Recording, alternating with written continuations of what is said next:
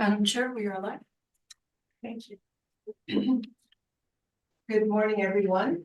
I would like to call this meeting to order and acknowledge that we are in Treaty 1 territory, the home and traditional lands of the Ojibwe, Cree, and Dakota peoples, and in the national homeland of the Red River Métis. Our drinking water comes from Shoal Lake 40 First Nation in Treaty 3 territory. My name is Carrie Linklater, and I'm the chairperson this morning. And on the panel is Mr. Jerry Arnell and Ms. Valerie Warehan via Zoom. From the city is Mr. Arka Adarkanov, and our administrative personnel is Ms. Fran Picoto. To the Zoom participants of this hearing, please note you are placed in the waiting room until your property is called upon. When it is your turn, you will be admitted into the meeting. Kindly follow along on the City of Winnipeg's Board of Revision YouTube channel for the hearing process. Once the host admits you into the hearing, please close or mute your YouTube player. You will be then permitted to speak with respect to your property. Once your hearing has concluded, you can leave the meeting. We will be hearing applications for revision of the assessment roll in accordance with the Municipal Assessment Act. Matters for which revision is requested have been described in each application, and we will limit discussion to those matters.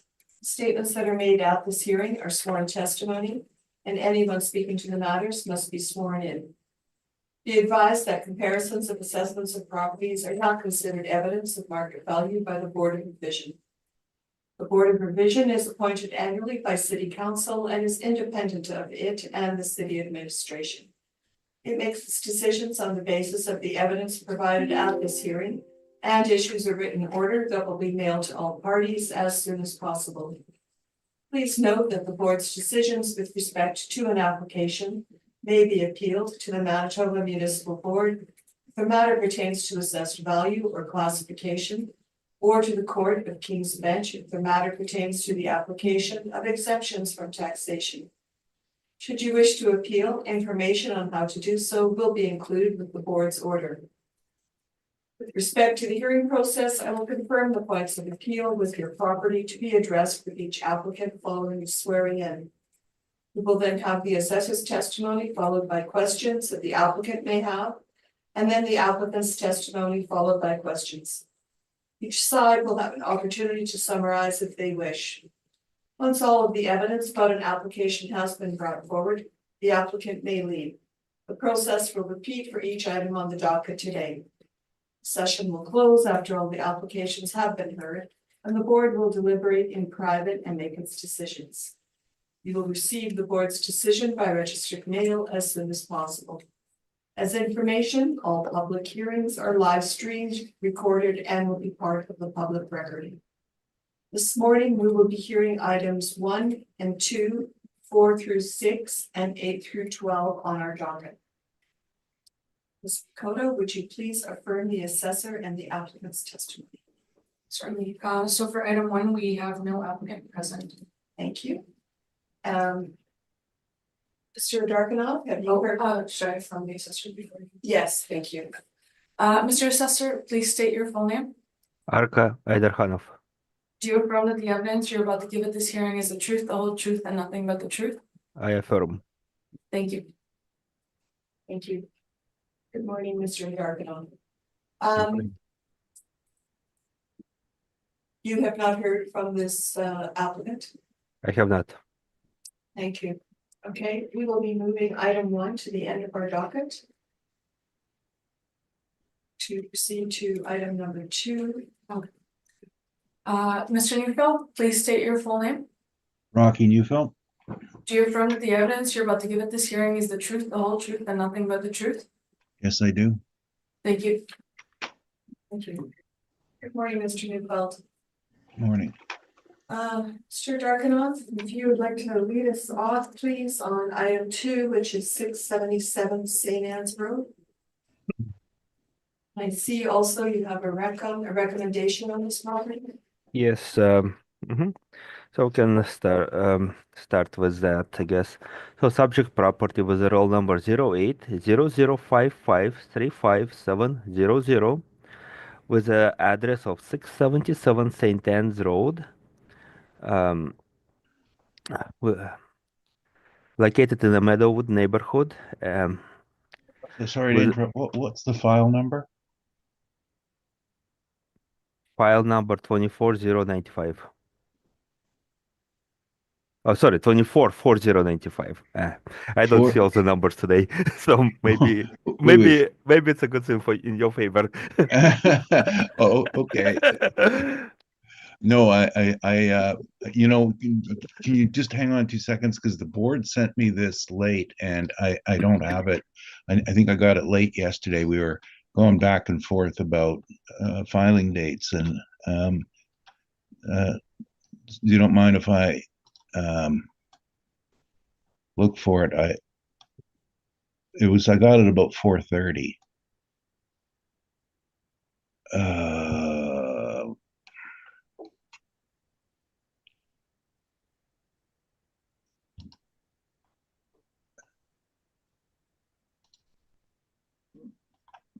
So 4095, you said?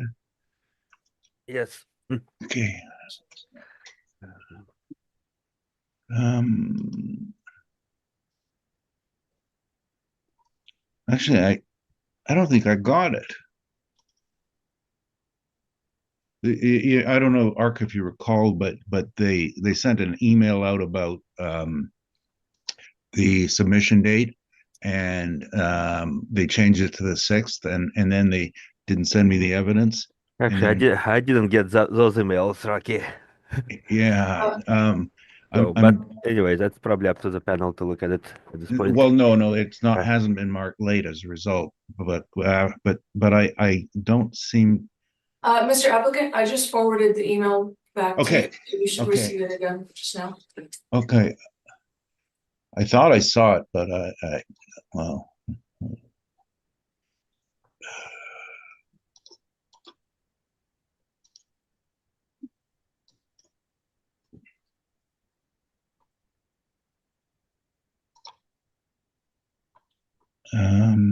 For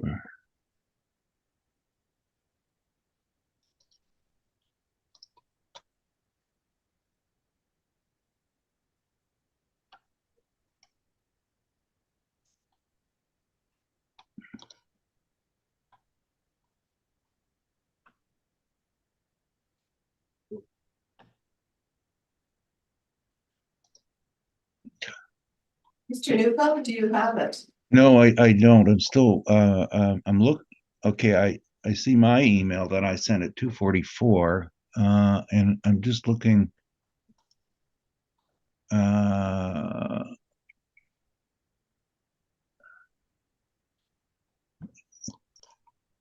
and my email is rather slow in receipt.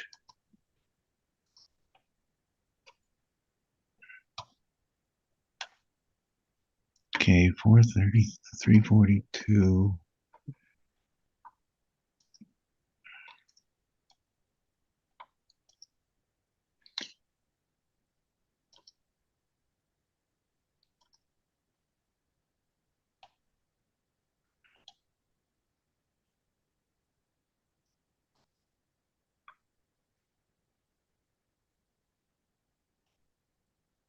See, I had this from, I guess, from Fran, and but it wasn't the file, it was the notices and the summary of the calendar. And then Visa resent that to me.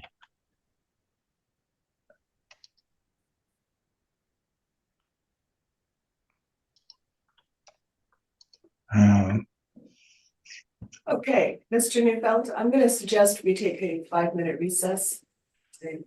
Okay, I'm sure it'll pop up any second now. It's just our server has some sort of filtering stuff on it that. Okay, 5 is fine.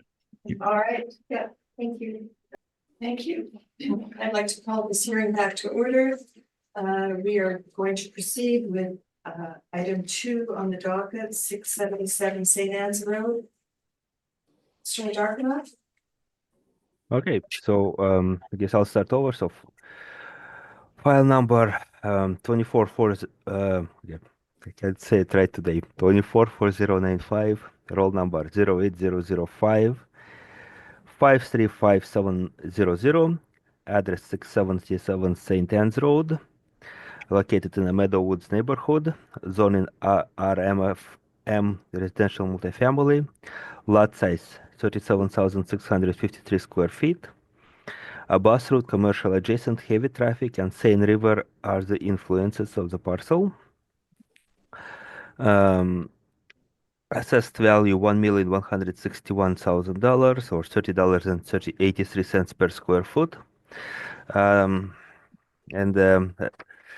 there was some communication between myself and Ayrton, and at this time I'm going to be recommended to reduce the assessed value to $600,000 or $15.93 per square foot to better reflect April 1st, 2023 market value change. Page 2, you can see the comparables that have been used, and overall they are at around time adjusted price would be anywhere ranging from 1380 to 1976 per square foot, with a median and 1896 per square foot, and average of $17.87 per square foot. They're all multifamily parcels, so we're talking about vacant land here, as well as those comparables are also vacant land. Following page provides a map of subject property and the comparables. Subject property is located on St. Anne's Road. Comparables are located a bit farther away in in Sage Creek Boulevard. So that would be um, in a different neighborhood. So let's see where my comparables are located anyway. So yeah, all right. And again, following page is also a map of the subject property and the comparables. I guess maybe Rocky will go into it, but there was some issues with this parcel that Rocky brought forth, and if he wants to go into it, he can. But at this time, like the value of $600,000 is addressed with those issues. Thank you very much. I'm open to questions. Thank you. Mr. Neufeld, are you willing to accept this recommendation of 600,000? No, I thank the assessor very much, but we are not, and we have discussed this, and I thank him for making it, even though he knew I was going to say no to it. All right. Did you have questions to the assessor? Just a few. Firstly, on your picture, just can you clarify for the board where the actual location of this property? Or do you know? Because you got your red dot in the wrong place. Okay, which map are you talking about? Your picture, page 1. Oh, yeah. I guess, yeah, I'll clarify. True. So this parcel, the actual location of the parcel is above St. Anne's Road. So, so that will be west of that circular driveway.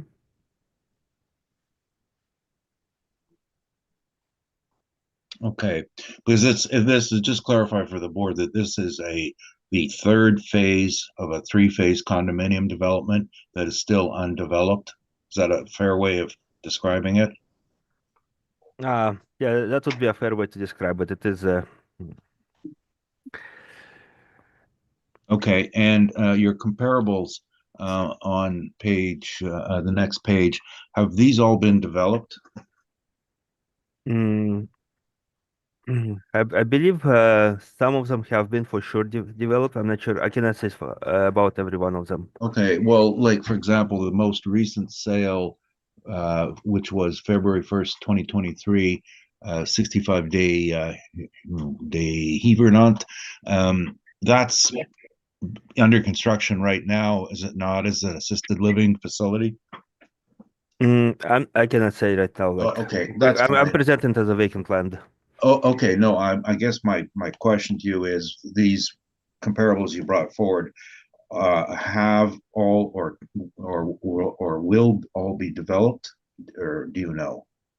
To my knowledge, I think I know which way you're going, and they probably will say it like in a way that I don't think there's any restrictions to those comparables to be developed. Okay, and have you we had a discussion, and I am not bringing up the discussion, but there have been some properties similar to the subject being brought forward to the assessment department. For example, 3270 Pembina Highway. Did you look into those or speak to anyone who dealt with them on the same issue? Uh, I'm not sure. I'm not sure exactly what you're talking about. Okay, no, that's fine. If you didn't, Yeah. I just want to know if you consulted further, and the rest is my problem, not yours. You didn't consult with anyone or talk to anyone about a similar situations? No, I have not. Okay, thank you. Those are my questions. Thank you. Mr. Arnell, did you have any questions? Well, just more to Rocky's comment. So this is phase 3 of a phase 1 and phase 2. Like, do you know, have phase 1 and phase 2 been built? Are they completed? Yeah. I can answer that question too if you want me to. Okay, yeah, please. Yeah. Phase 1 and phase 2 have been completed. Okay, so this property is strictly for the phase 3. Yes. Okay, that's all I had. Thank you. Thank you. Ms. Wareham? I have none, thank you, Madam Chair.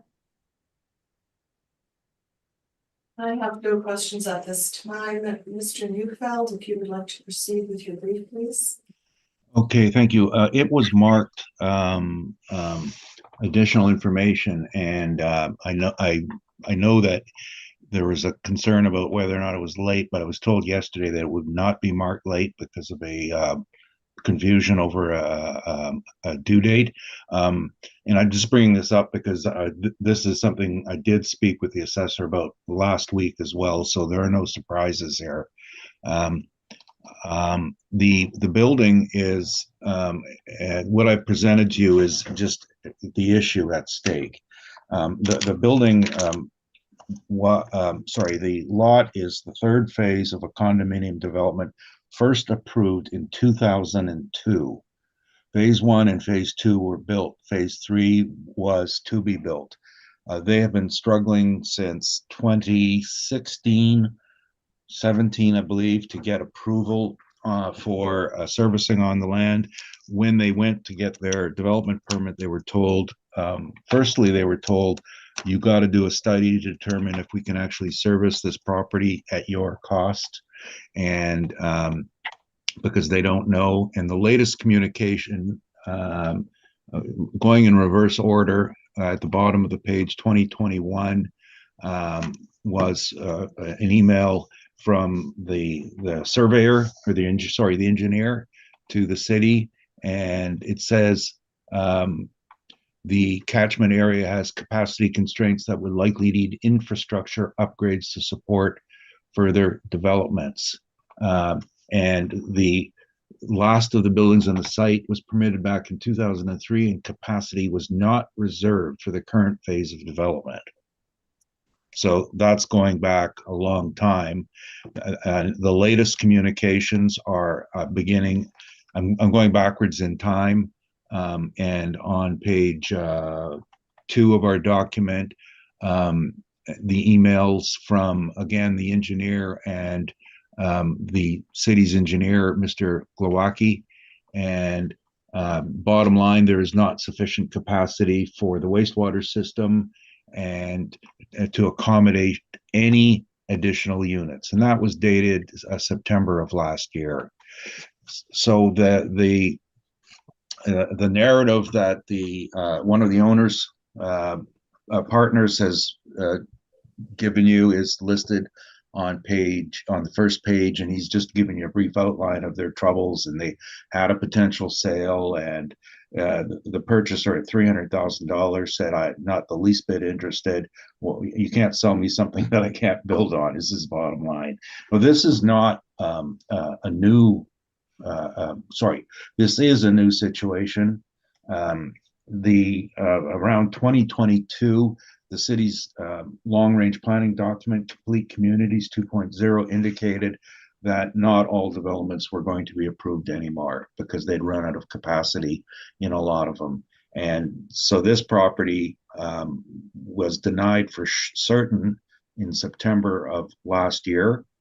And prior to that, there were lots of lingering doubts about whether it would be approved. So if you have a piece of land that you cannot use, you cannot develop, it has very limited value. It has what we call, perhaps a speculative value. The first one we did with this came before the board in September of last year. We have about 5 of these properties that cannot be developed, and that one was resolved by agreement with the city. First, it went to the board, and this was 3270 Pembina Highway, and we presented virtually the same case to the board, and I said, look, everybody knows you do land banking in the city, and there are developers who will buy land. Maybe 20 years from now, they can develop, and the going price on it is $50,000 an acre within city limits.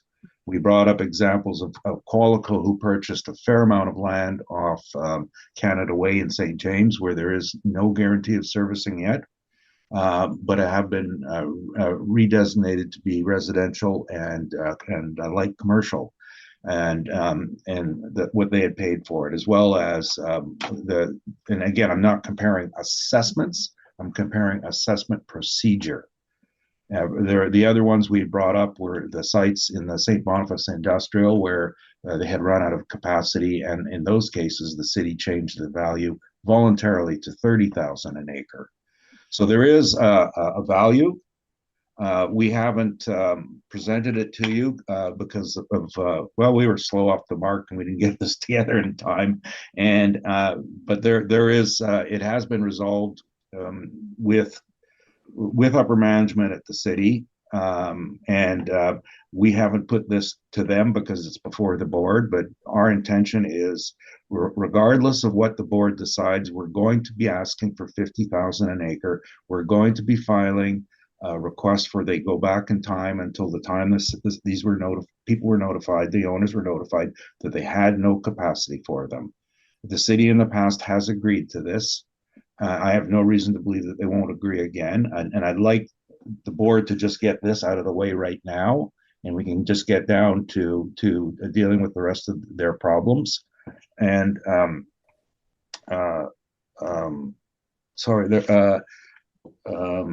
yeah, and the last thing to mention about this is not a permanent situation. We fully acknowledge that should the city get capacity and tell the owner we now have capacity, that they should issue a supplemental and return it back to a marketable value, because then it can be sold. And I have no problem with the city's number and $600,000 an acre were it to be serviceable. So this is not something that we want this done forever. It's a temporary issue, and you cannot build on it, and nobody knows when it'll happen. And my gut instinct on this is the city, if they don't have capacity, they're waiting for the next make work federal financing to upgrade their capacities. Because we're not talking a few $100,000, we're talking hundreds of millions. So I think that this is another long-term infrastructure project issue to deal with. So that is our request. That number, by the way, is $43,220 at $50,000 an acre. Like I said, I think we've been working on this for the last 7 years, and it wasn't really until very, very recently that we had the letter, the email that simply stated there is no hope here right now. And in the past, it's always been, go do your own study and see if you can find capacity. So that's our situation. Thank you. Mr. Neufeld, could you just repeat that number, please? $43,220, which is $50,000 per acre. Thank you. Mr. Darkanoff, did you have any questions? Yes. Where did you did you provide any evidence to support the valuation? I provided the verbal evidence and Eh, I did quote what the past history has been on a similar situation. but there is no sales that you actual Well, sales that you were there are several sales that we had quoted in the past. It came as the result of a request to adjust under 13.1 to the city, and that was all provided to them, and they agreed to it. And they also agreed to use the date that we were formally notified that there was no servicing on, and this was for 3270 Pembina. That in that case, it was a retail development on Pembina Highway Yeah, I understand. where Okay. they got approved But- for development, but then they did not get approved for servicing. But the Pembina is an inferior location, right? It's outside the perimeter, whereas Saint Anne subject property here is like within within the perimeter. It's on Saint Anne's Road, right? No, if you have the point is when you talk about similarities, superior, inferior, you're talking about it as developed. We're not at as developed. No, I We understand that. can't be developed. It's a No, piece of dirt right now, right? no, I And understand that, but but within it's two like pieces of dirt, one has superior location. yeah, but think of something. Think of Assiniboine Park. Great location, wonderful location. What's it worth? Well, you can't sell it, you can't develop it, you can't service it. It's tied up, right? So this happens all this is until the city says we can service it, it's just speculative value. And if you want to split hairs and say, oh, it's worth 10% more or 20% more than Pembina Highway, yeah, sure, make your point. So what do you think? Well, 70,000 an acre? I mean, I'm not splitting hairs, but all I'm saying is, and this also like why like my question is very simple. We did have discussion with you briefly about it, but more with Ayrton. That's where I guess this whole conversation um, well, began. But and regardless of that, um, let's look at this. So, what was the most recent contracted price for subject properties that didn't go through? that is stated on the first page. It was $300,000. They went to due diligence on it, and the purchaser withdrew after seeing the letter below. I understand that, but however, there was no further communication, and the owner didn't offer any lower price because they didn't want to sell it at a lower Well, price. no, he said it right here that I can tell you that I discussed this with Mr. Talio, and he said, do you have a price you could offer us then on the basis of this? And the answer was nothing. We don't want to buy a piece of land and wait forever. We want to develop, and it's not worth anything to us. And it's worth something to a land banker. Now, the other alternatives they have pursued is believe it or not, is a tax receipt. They have informal discussions. Nothing has come of it, but there's a thought that if they donated it to the city, they could get an income tax receipt. But just for sake of argument, think what that's really worth cash wise. It's based on your tax rate. So, for example, if you're a small corporation paying 11% tax rate, that's worth 11% of the receipt. So if the city gives you a tax receipt for $600,000, it's $66,000 off your taxes. So that is, I mean, that's kind of. Sorry, what? Mr. Belt, I'm gonna interrupt you here because it's Arca's turn for questioning. Oh, I'm sorry, I got carried away. Okay. Did you have any further questions? Mr. Well, Arca? as far as this goes, I think I do not. Thanks. All right, and thank you. Ms. Warehan, did you have any questions? None, thank you. And Mr. Arnell? Not at this time, thanks. And I also have no questions. Did either party have a wish for a summation? Yeah, I'll just do a quick summary. So I guess, as I said, Subject property is located on St. Anne's Road and on the corner of St. Anne's and Nova Vista Drive, as you can see on the picture. It is currently, according to the evidence provided by the applicant, has certain developmental limitations. However, um, since applicant did not provide any concrete sales in support of of his valuation, I believe that the recommendation of $600,000 is fair given the comparable sales slightly away that I have provided in Sage Creek area. Therefore, subject property being on St. Anne's Road would probably be in a slightly better location. However, given given the problem that it has, I believe that $600,000 is a fair assessment. Thank you very much. Thank you, Mr. Neufeld. Yeah, well, firstly, Ark and I have been discussing this, and it was just Christmas holidays, everybody ran out of time, and I fully acknowledge that this might be something that he'd have to take to supervisors. As far as the value is concerned that we're setting on it, I'm making a request. Essentially, in something like this, it would be improper to actually provide a value on it because a value does not exist.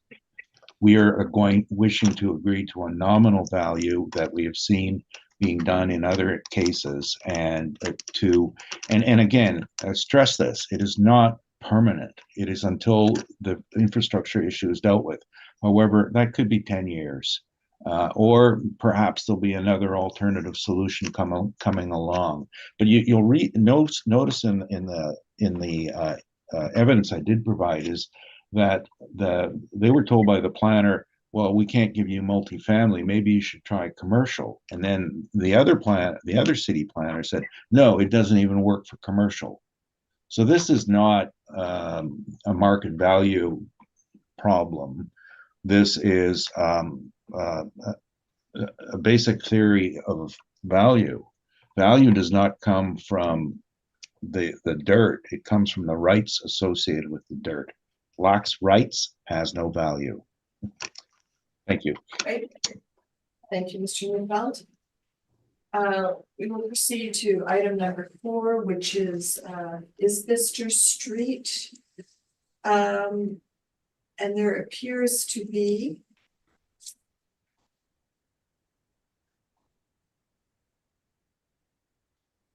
three points of appeal on this property. Mr. Neufeld, you've got liability for taxation and classification of property. That's correct. And they are in contention. All right, thank you. You would like to proceed, Mr. Dragunov, on this property? Yes, over this property, if you notice, like the evidence was submitted in two parts. So I'll quickly explain the difference between part 1 and part 2. Part 1 is large lots, similar in size to subject property in its current state.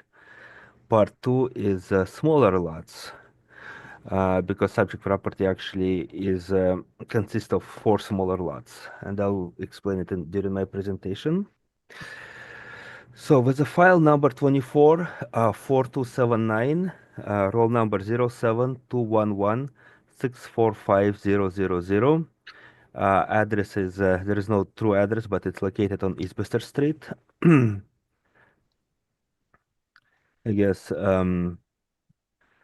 it's a vacant residential parcel located in Bakanan neighborhood.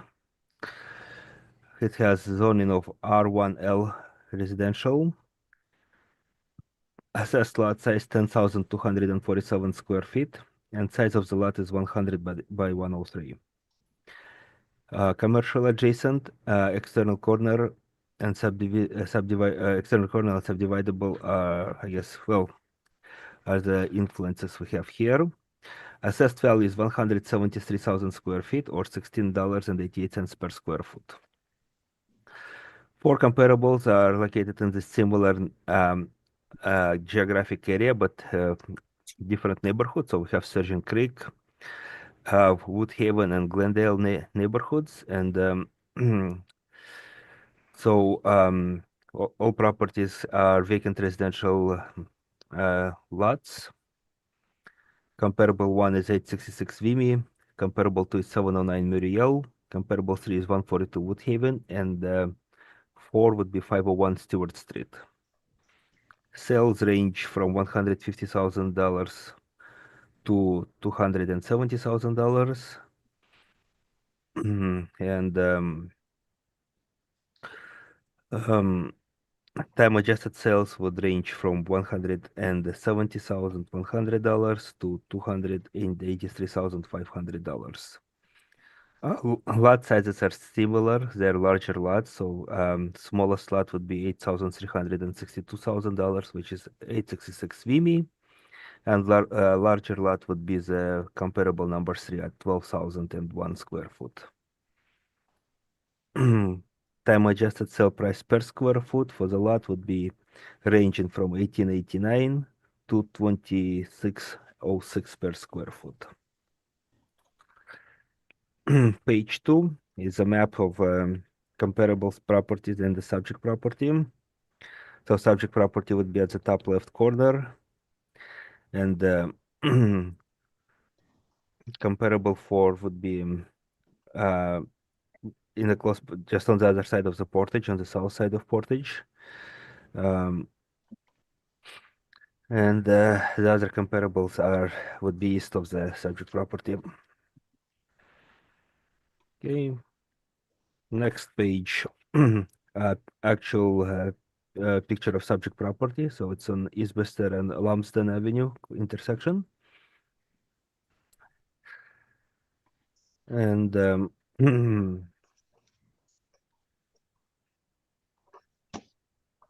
next page would show the comparable number 1 Vimy, which is a very narrow and longer lot.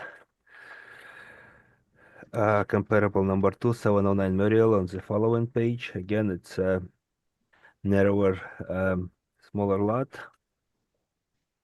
142 Woodhaven is on the next page. And you can see the lot there on the picture. And the comparable number 4 is on the following page.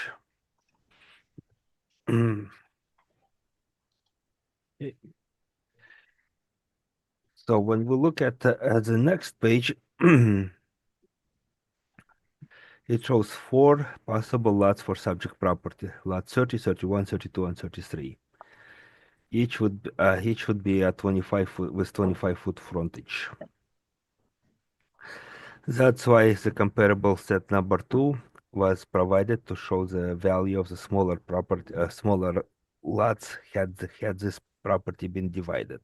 So the value of the subject property is supported given first set of comparables of the larger lots. Now smaller lots, again, subject property being what it is. We have 4 lots at 7.62 meters, which is what the width of each 4 lots would be totaling. And all of the properties are 7.62 meters or 7.62 meters or 25 feet. So they are located in King Edward's area. So comparable 1 is 472 Ferry. Comparable 2 is 435 Roseberry. Comparable 3 is 382 Parkview, and comparable 4 is 210 King Edward. So the sale prices, time adjusted sale prices ranged anywhere from $146,500 to $184,600. And of course, price per square foot would range from 5402 time adjusted to 6807 time adjusted. Again, the value of $173,000 for subject property is well supported. Following pages would show the MLS listings and the maps of the subject of the comparable sales. So I'm open to your questions. Actually, before I do that, I'll have to say that because this property, sorry about that, does have applicant is seeking classification of property as well as liability to taxation. According to section 53(2) of the Municipal Assessment Act, the board shall, at the hearing of the application that pertains to liability to taxation or the classification of property, place a burden of proof on the applicant on matters at issue with respect to liability to taxation or classification of property. So that's all I have, and I'm open to your questions. Thank you very much. Thank you. Mr. Newfeld, Yeah, I'm sorry, I missed the reasoning for the two sets of valuation. Oh yeah, because if you look at the last page of part one, Okay, part one, yeah, that's the very last page. It shows a map of subject property with divided parcels. So right. it can legally be divided today without any issues. That's why there is a comparable for the smaller lots. However, like it is a larger parcel today, and part one is also supporting the evidence. Well, okay, you say it can legally be done, and can you describe the process of how they're going to subdivide the lots then? Well, it would be an application for subdivision, and because there is 4 lots already on file, it can be easily done. So they don't need to my understanding, they don't need to go through the complex part of the subdivision. Have you ever done a subdivision of this sort? Are you No, I familiar have with not. it? No, I have not. Okay. I do take exception with those statements, but does this not require approval from and first of all, doesn't the process involve first putting a sign up to tell the neighbors you're going to subdivide? Regardless, it can be done. You're saying it can be done or it's possible. It can be. I think one you're talking absolutes and the other is maybes. What is it, an absolute or a maybe? I believe it's more of an absolute in this case. Okay, well, that's incorrect, but that's fine. That's your Okay. answer. Now, did you research the ownership of the property A little bit, yeah, I did. and who owns it? Just give me 1 second. Well, it's a Winnipeg Condominium Corporation #1, right? Okay, so did you research the Condominium Act at all? I didn't look into that in depth, no. Well, sorry, I'm going to ask kind of a longer question, but as I said earlier, the value of a property isn't based on the dirt, it's based on the rights. Do they have the right to sell it or subdivide it?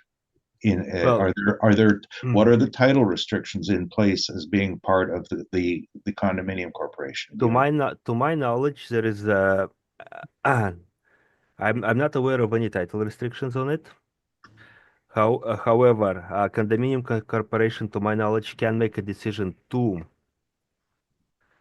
Okay, sell this property, and because they can't sell this property, we have to value it at value, right? What is the most probable sale price of this property had it been sold in the open market? what is the vote required to sell a condominium asset? It doesn't, I think it's irrelevant in this matter what's the vote. Like, if it would be sold, how much it will sell for, that is the market value. Did Whether you they agree to vote on it or not, it's irrelevant. Did you Because ask any of the condominium members if their approval would approve the sale? whether they approve the sale or not, for assessment purposes, we have to assess the property at value. Given the condition that what if they would sell the property, what would be the most reasonable sale price of this property if it was sold in the open market on April 1st, 2023? And if the assessed value is supporting it, and had this property been Well, if this property would have sold on April 1st, 2023, is $173,000 assessed value, a fair assessed value. And based on the comparables, yes, it is a fair assessed value. On the Act, Municipal Assessment Act, it says that value means in respect of a property being assessed under this act, the amount that the property might reasonably be expected to realize if sold in the open market on the applicable reference date by a willing seller to a willing buyer. That is the Act. Did you determine if if the seller was willing? Well, the condition is let's look at it again. Like you bring an interesting point, but uh, it's a hypothetical situation of a willing seller. It's not a real life situation of a willing seller or a willing buyer. It's a hypothetical situation for assessed property purposes. The real situation of a willing seller and the willing buyer is the comparables. Those are the properties that have sold. And we have to create a hypothetical situation of a market value. Has this property been offered for sale in the past 50 years? It doesn't matter. There is many properties in the city that haven't been offered for sale, but they still have to be assessed according to the Municipal Assessment Act at value. But the Municipal Assessment Act doesn't deal in hypotheticals. I'm reading this and doesn't talk about anything about hypothetical buyer, hypothetical seller. It says willing. Anybody out there who's willing to sell it? Did you determine that? Can they sell it? If they make a decision to sell it, like 99% of the properties, I would want to say, are not on the market for sale, and there is many property owners who are not willing to sell their properties. So the question whether they are willing to sell it is irrelevant. The question is the market value relevant? Okay, those are my questions. Is the assessed value aligned with the market value? Yes, it does. Can we move Okay. on? Yeah, that's Move fine. on. That's Sorry, fine. can we move on? Yes, I just said that we were going to move on. Okay, thank you. was just wanted to hear it more of the assessor's opinions. All right. Did you have any further questions? Yes, I do. The sales that you have quoted, the 8 sales, did you investigate what the sales at all? Like, how did you determine that these were vacant land?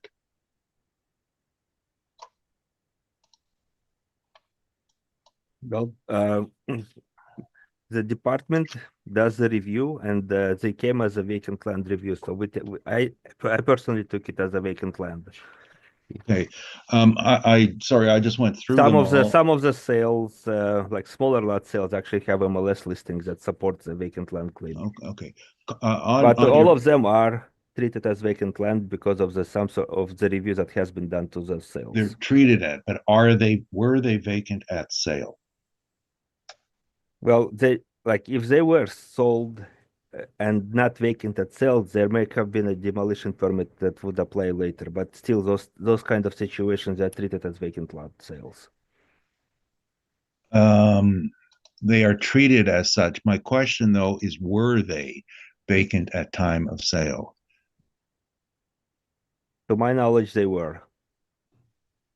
Okay, and to my knowledge, they were, and to my knowledge, if they weren't, then they were treated as such. But I cannot tell you any more on that. I just quickly reviewed numbers, part 1, comparables 1, 2, 3, and 4, and part 2, comparable number 2, and they all show that there are houses on the lot. Do you know if they were sold as vacant land or whether they were sold with the house on it? Did you investigate to determine the premise of value?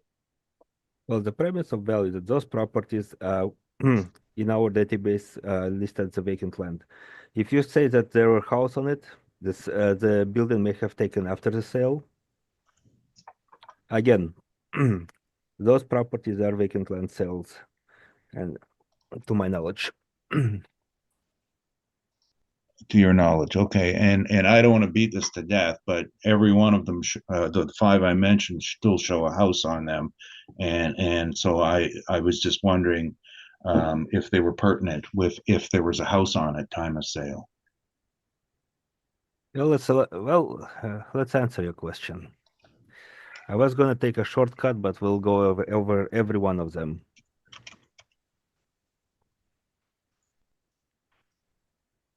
I would enjoy it. I don't know if the board wants to. Yeah, Mr. Darkinoff, can you just make this quick, please? Well, I'll just I will do it quick. So let's say comparable number 4501 Stewart. Subject property, when did it sell? It sell in March of 2020. There was a permit in April of 2020 to build a new house. That's why in 2024 aerial view you have a house on it. That's one. Is that Hey, enough, sorry, Mr. sorry, Neufeld? I didn't hear the dates clearly. It's sold On in March of 2020, March right? and a demo permit taken out in April. And the construct new permit taken out in April. Okay, so at time of sale, it had a house on it, correct? But purchases No, viewed no, that as right, okay, but I'm just going somewhere here. At time of sale, it had a house on it, right?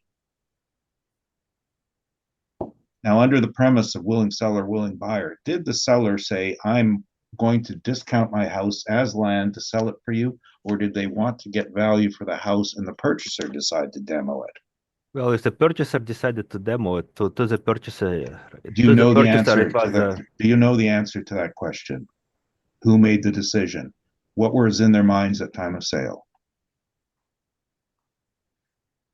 well, the purchaser took out a permit shortly after the purchase of the property to demolish a house. To the purchaser, this was a vacant land sale because they didn't see a value in the house. Correct. So what was in the seller's mind? Right? Doesn't matter. Do They willingly sold the do property. you They know what willingly was sold in the the property, Rocky. do you Rocky, know what was it? they willingly sold the property. Mr. All I'm Neufeld? asking. Mr. No. Neufeld? Yes. Mr. Neufeld, sorry, can we stop asking questions hypothetical about what is in whose mind? Can we Well, just you know what, that's exactly Because what I'm nobody getting at. knows. Exactly. Now, the assessor Exactly. is stating that it doesn't matter. I'm saying it matters. And if you Yeah. don't know, don't put it forward as a sale. Don't make assumptions. That's my point. Okay, thank you.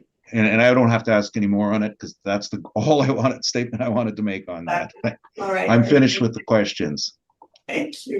Mr. Arnell, any questions to the assessor? No questions, thanks. Ms. Wareham, any questions? None, thank you, Madam Chair. I also have none this time. Mr. Neufeld, if you would like to proceed. Yes, thank you. And I believe the assessor was correct in that matters of class and liability with a burden of proof is on the appellant. And the what I was we have discussed this property and traded communications on it, and because this was a bit of a work in progress here, and we didn't submit them all, but verbally I'm going to provide to you the background on the reasoning for it. This is owned by a condominium corporation, and the corporation is number one. And we did communicate on the law as well as the initial condominium registration. This condo is number one. It's the first one in Winnipeg. The Condominium Act actually didn't come into effect until after this was built because the legislators were behind the market, but they were drafting the law as this was being built.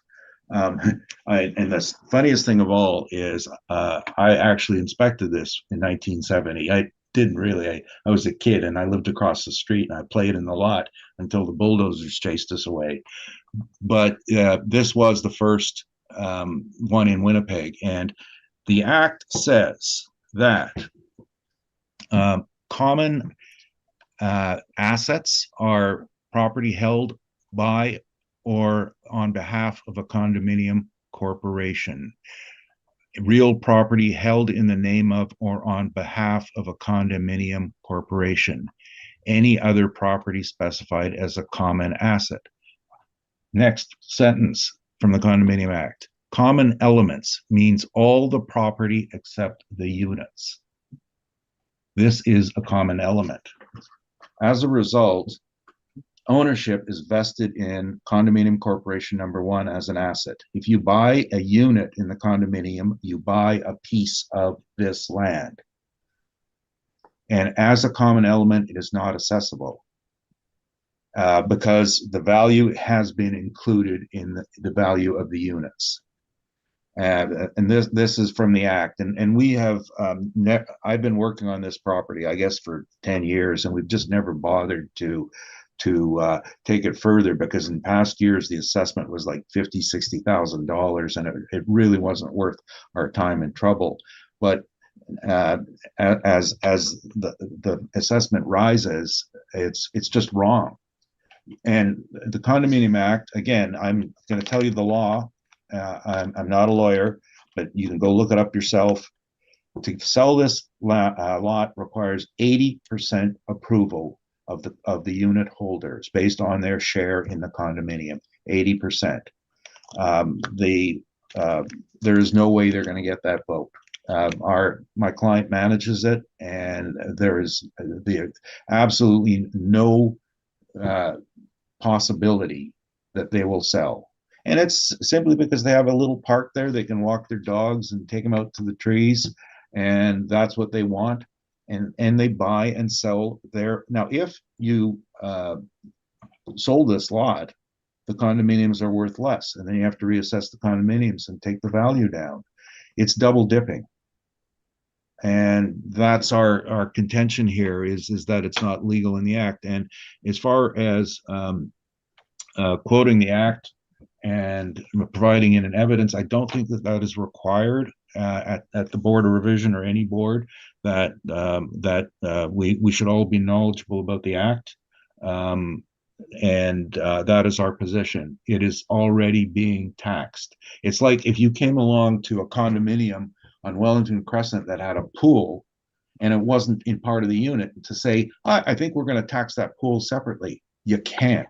It's part of the common element. The parking lot is part of the common element, and it's not part of the units. The act is clear. A common element means all the property except for the units. From the act is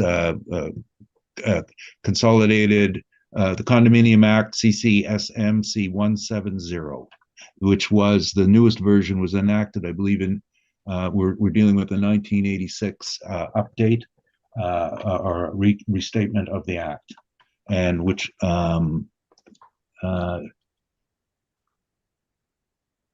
sorry, the current version of the act was assented to June 16th, 2011. That is our position, and we think it should be stricken from the roll. In the interim, if the board does not have the power to strike it from the roll, that you would change it to a nominal value. I would suggest $10 as a common element, and we request that the assessor strike it from the roll as double dipping on assessment value. Thank you. That's all I have to say on this. Thank you. Sir Darkanoff, any questions? Well, this property is it's.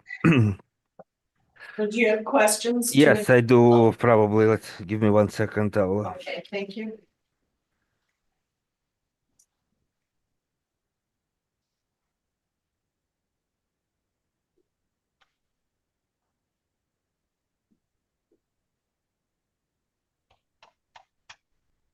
Okay. Does this property have its own title?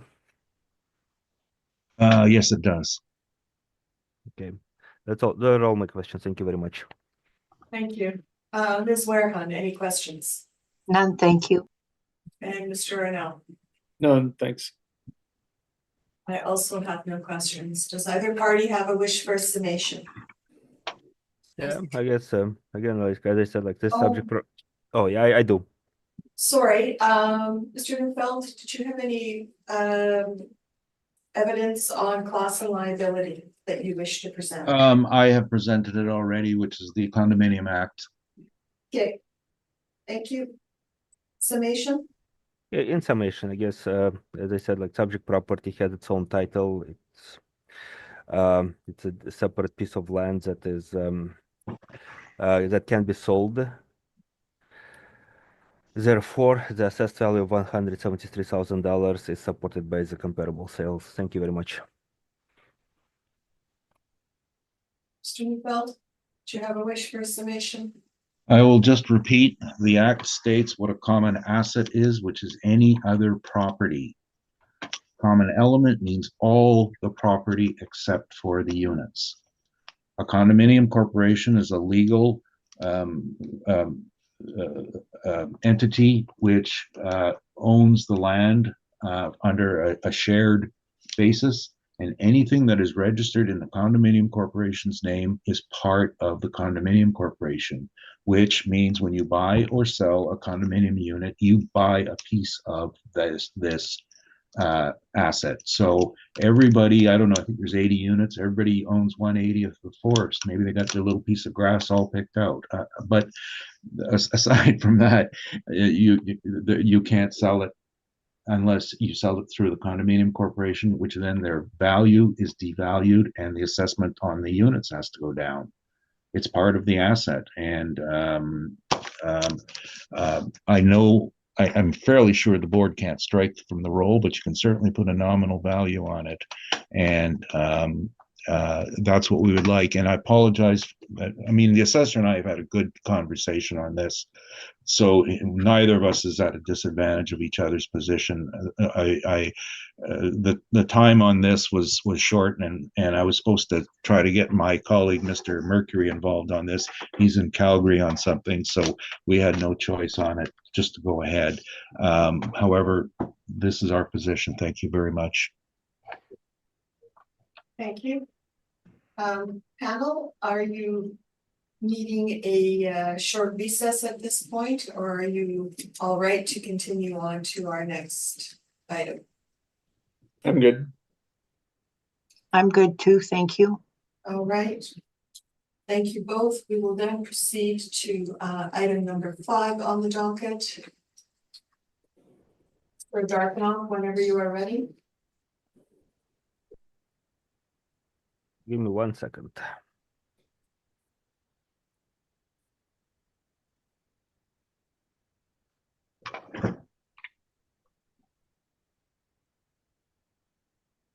So subject property, I guess file number 244048, subject property with the roll number 13095300200. It's a vacant parcel of land located in Omans Creek Industrial Area, zoning RR5, assessed lot size 22,199 square feet. Land influences a bus route, external corner, and the light traffic. Assessed value is $157,000 or $7.07 per square foot. For comparables, they are all in Norman's Creek Industrial Area, actually within the same lot development, if you want to call it. You can probably, before we continue with comparable, just take a look on page 2 for comparable map. So you can highlight it in yellow is a subject property. Is an irregular shaped lot that is facing Logan Avenue on the corner of Parent and Logan. And the comparables that are being presented are right behind it. So in Miriam, Moody, Alma. So again, 4 comparables are all in the same vicinity. They're all lot sizes range anywhere from 9,854 square feet to 71,787. And comparable 3 is basically a multi-role sale. And sale of multiple parcels. As you can see on the page 2, it points to 1, 2, 7 parcels. So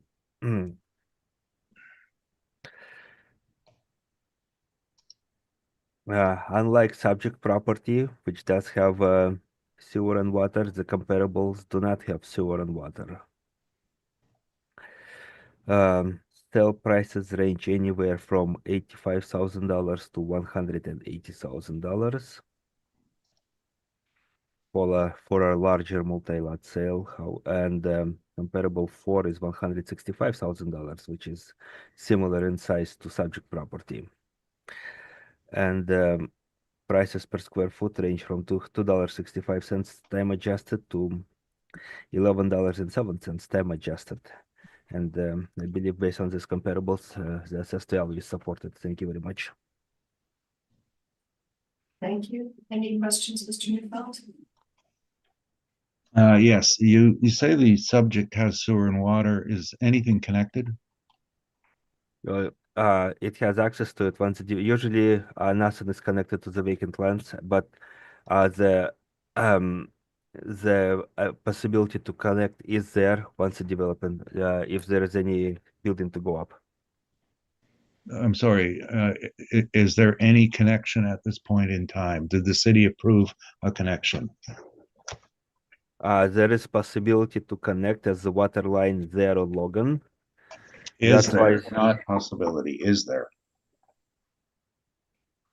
What's your question again? Is anything connected to the site? Any services connected? Services are not connected to the vacant lands, right, Rocky? And given that you've heard earlier about the city's decision or inability to service new land, did you bother checking to see if it could be serviced? If they were willing, the city was willing to service upon application? I didn't check that, so I Okay. wouldn't know. And with the zoning being RR5, what can be developed on the site? Well, RR5 basically it's a one single family residential. Right. And what's the minimum requirement for RR5 for land? Well, RR5 typically goes for 5 acres, right? But given the situation, I cannot say why the zoning is there. Maybe it hasn't been updated just yet. It's about half an acre of land and it requires 5 acres to build something on it. So did you determine whether or not the planner would approve the development? Well, I guess whether the planner would approve the development.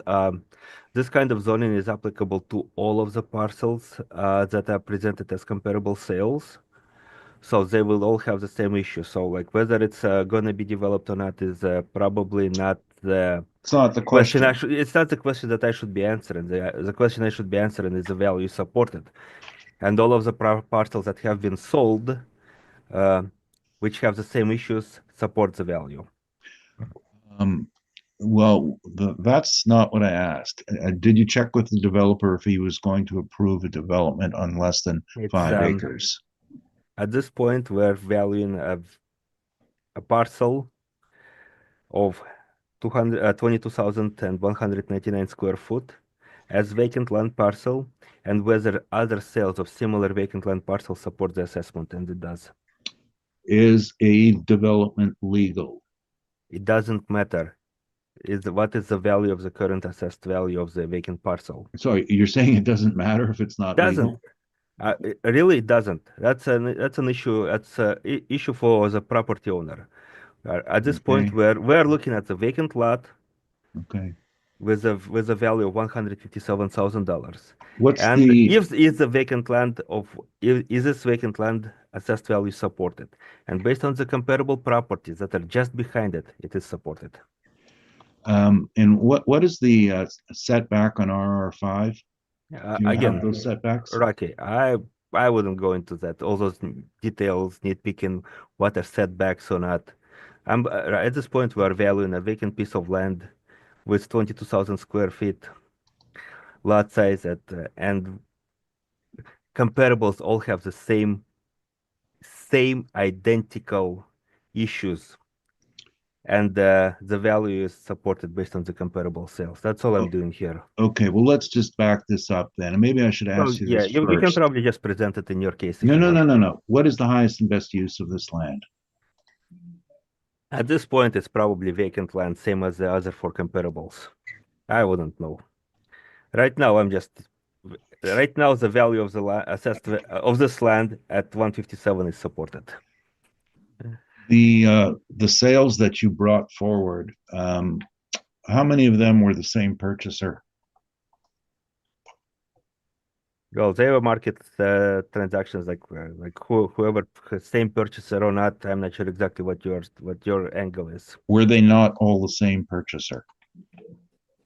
Not to my knowledge. Okay, so you didn't check that. And you were not aware then that this same purchaser owns a lot immediately adjacent to the parcel? Well, if he does, good for him. Now, have you heard of the concept of assemblage value? Well, whether it's an assemblage value, I did hear the concept, but whether it's whether you want to apply that concept or any other concept, the sales of the similar parcels support the assessed value. Like if that's bottom line here, right? Are you saying to this board that assemblage value equals market value? All I'm saying is the assessed value is supported by the comparable sales. That's all. Okay, but I'm asking the definition of value here. You know, we went over this earlier here, willing seller, willing buyer, the rest of this stuff. Now, assemblage value is not market value. So you're saying that doesn't matter? Well, are you saying that some of those basically let's clarify. Are you saying that some of them are assemblage value? I'm not asking the questions. You can ask me later. I'm just trying to narrow this down. Assemblage Okay. value, market value. Is that your answer? Well, the value is by a willing seller and a willing buyer. The purpose of the sale, whether it is to assemble or to develop right away, is up to the purchaser, right? In your brief, no, you don't have an aerial photograph of this, but this entire parcel here that you're describing here, Alma, Miriam, Moody, Parent Streets, this is all bush, right? This is all contiguous bush. There are no streets here, are there? No, Okay. And those streets are owned by who?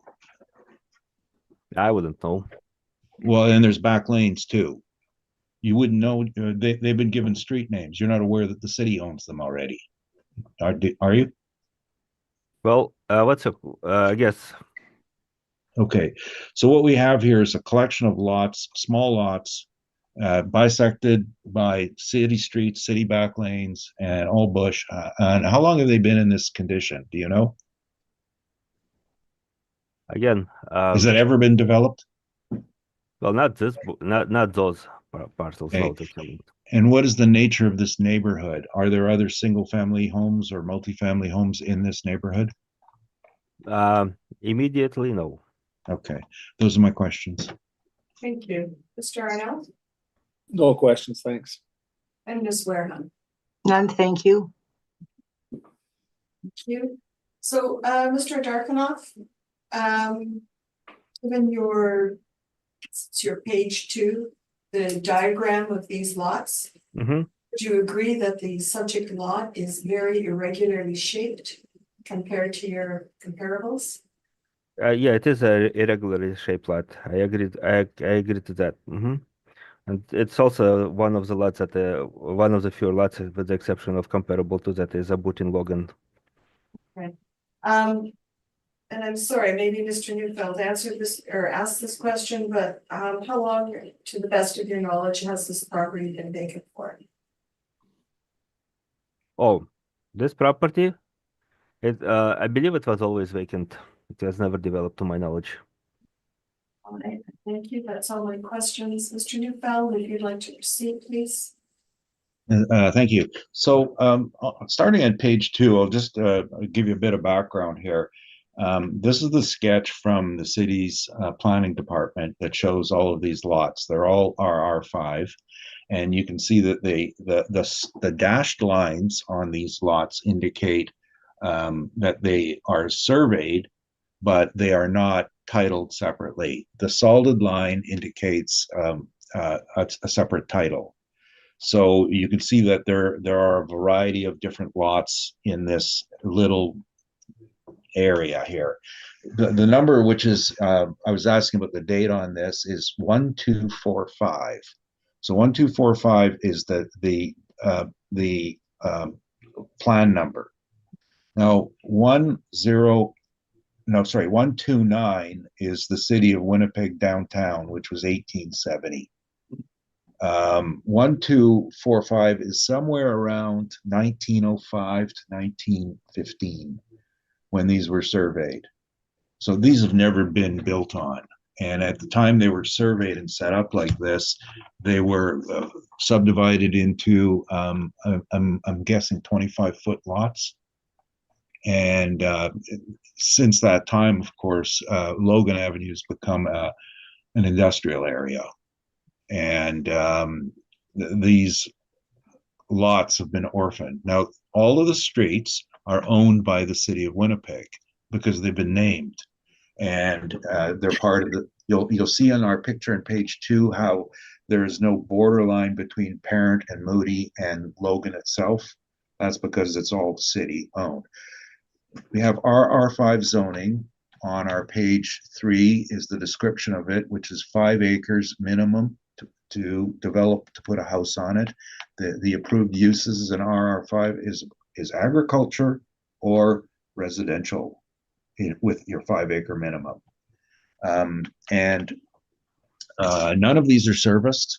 Contrary to what the assessor says, there may be services adjacent, but there's a difference between being serviced and having services available. You still need permission to hook up to the services. You don't just in the middle of the night dig a hole and hook up. You're not getting approval on these because the city will not approve any hookup unless it's a legal hookup. And a legal hookup means conform with zoning and build what you're supposed to build. So it's impossible. This is a one of these things that's been 100 years old and is just sitting out there. And so the truth of the matter is that the purchaser of most of these lots is the adjacent property owner, and they have a big need for truck parking. And as it stands today, they don't have it. So this is whatever they bought was based on speculation, not market value.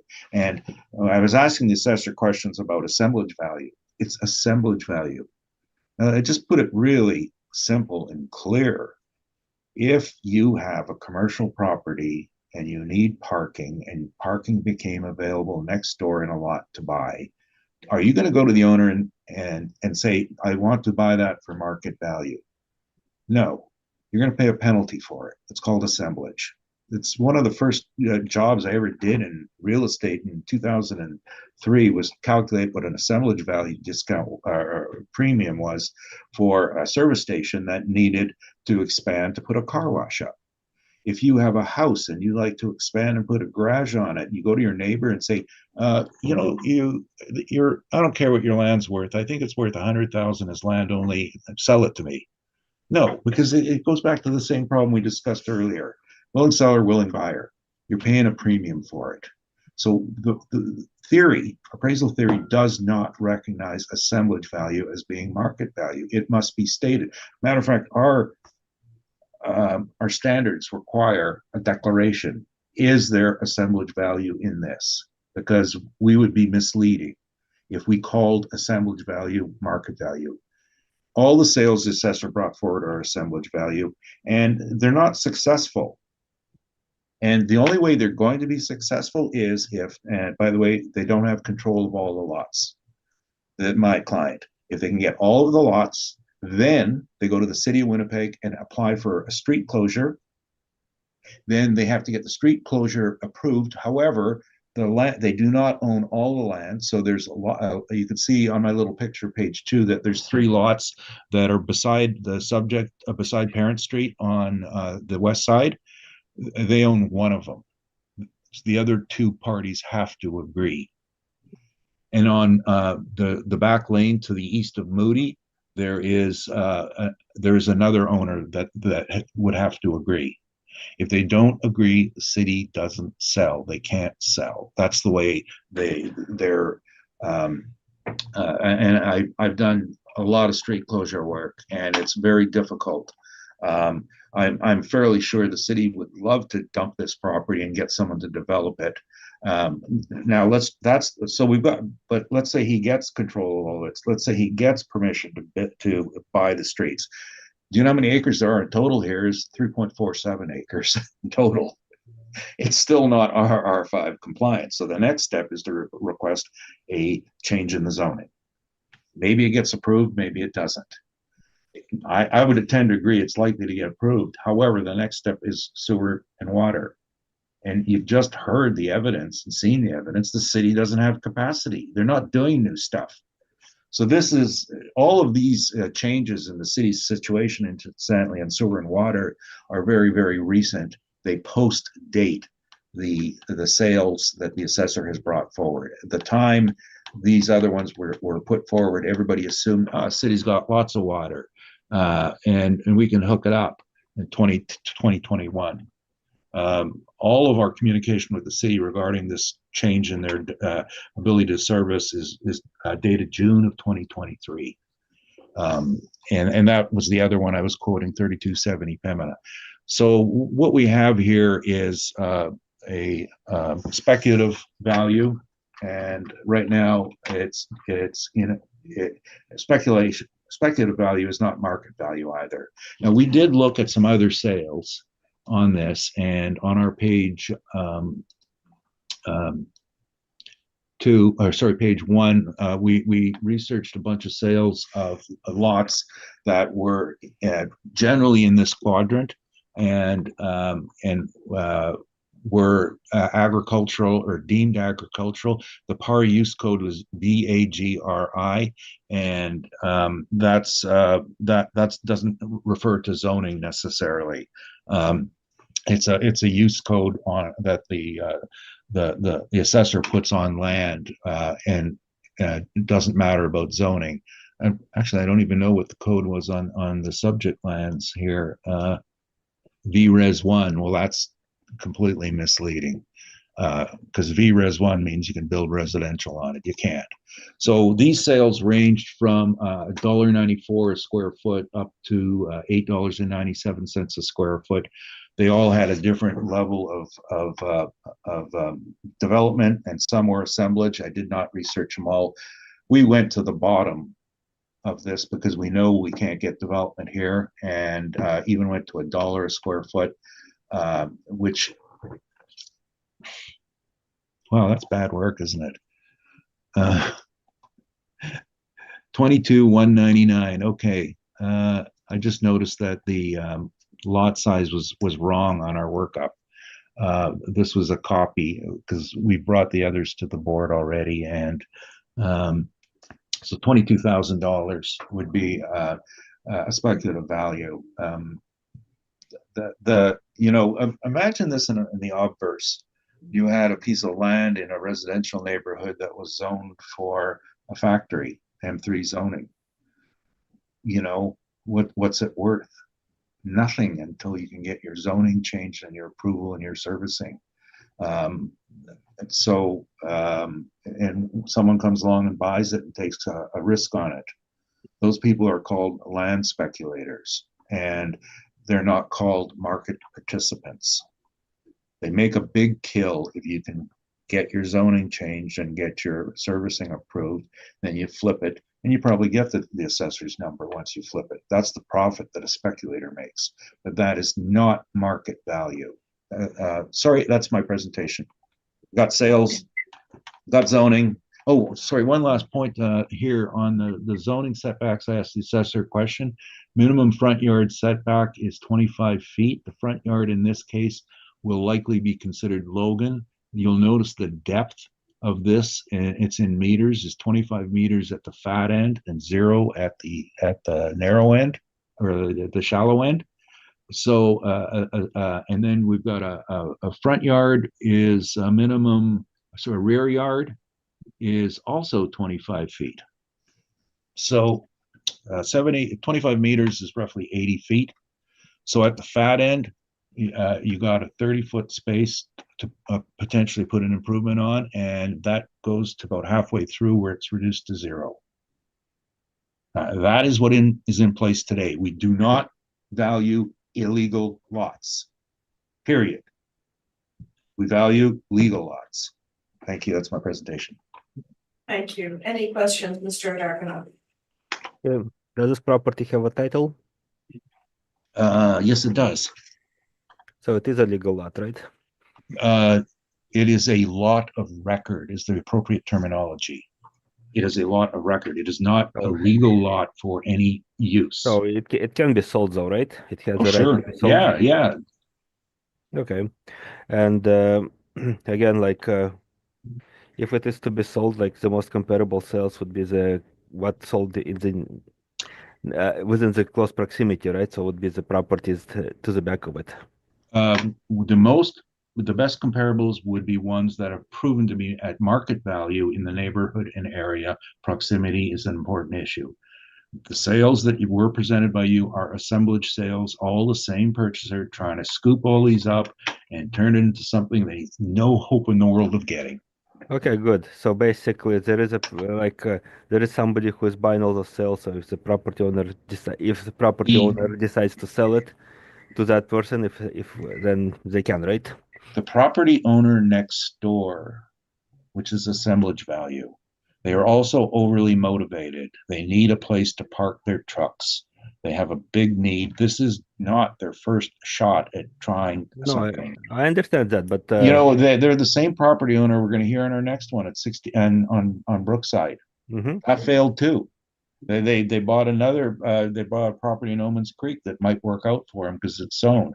They had another property on Brookside that didn't work out for them, and another property in the arm of Rosser that didn't work out for them. There are 5 efforts they've made to just get vacant land to park their trucks, none of which worked out. You call it on their lack of knowledge on the zoning. They just had this hope that they could park their trucks and run their business. That's called undue pressure, for one, and a speculative sale, and not a knowledgeable purchaser, number 2. I don't like to malign people. They're very good people, but they made mistakes. Okay. Mr. Darkanoff, any further questions? I don't think. Thank you. Mr. Arnell? No questions, thanks. Ms. Wareham? Yes, just to clarify something, Mr. Neufeld, your page number 4 on your presentation. Yes. What's that got to do with this presentation? Oh, those are some of the comparables that I used. It's a map of them. Oh, right. It's not coordinated to this. Okay.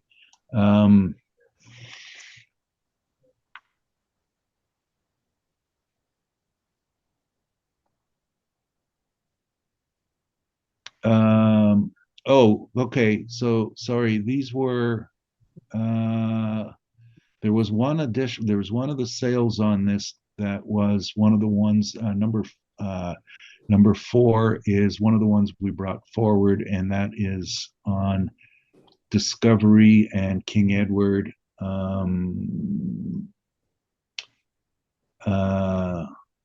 Okay, the map wasn't updated from a previous one, so please disregard it. But I know which one it was, just to show the location of the one at one of these sales.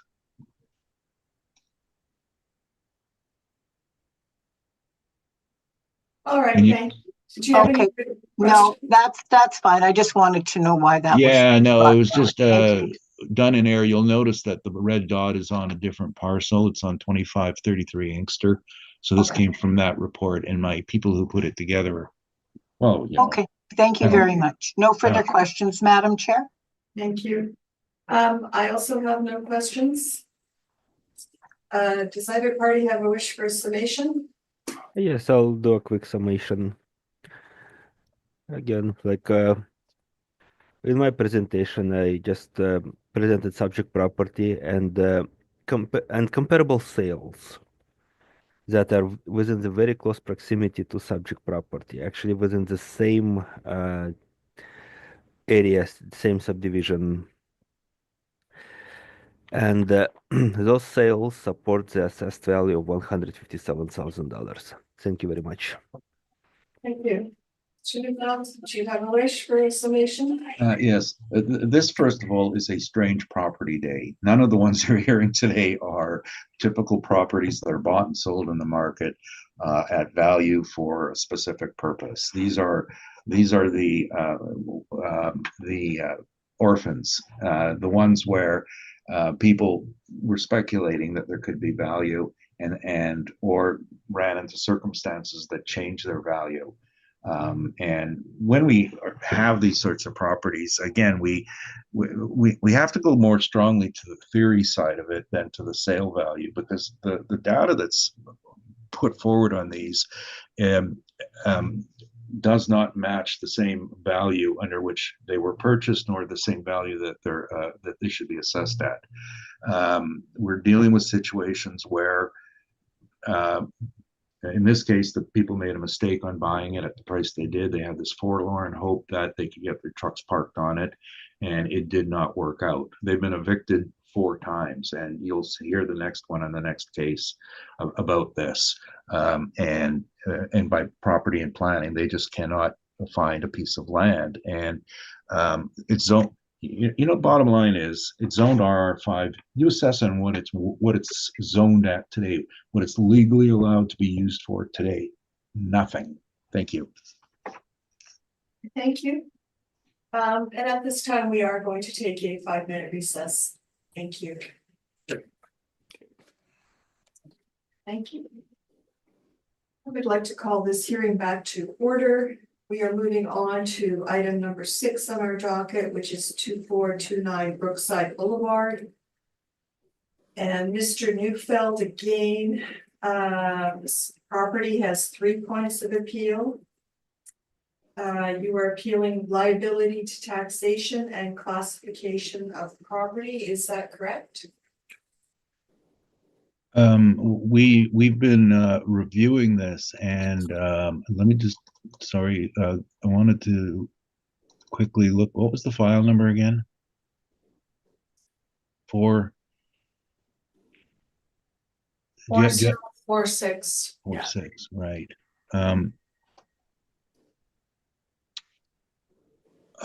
No, we're not pursuing liability or class. It was at the time of appeal, there was something I wanted to check on. So it's value within the class only that's at stake. Good, thank you. I will just, I think we did convey that to Arca. You got that message from us, right? About class code? Yeah, we weren't looking at class. I believe so, yeah. okay, but good. yeah. I didn't want any disadvantage, that's all. And I believe you are only looking at class code 30 in this case. Is that still the case, or are you going Yeah, that's correct. okay, Mr. Newfeld, I'm going to send you an email so that we can get your withdrawal of classification and liability in writing. Okay, I'm not really good at getting it signed off. If you could just take an email agreement for it, it'd be great.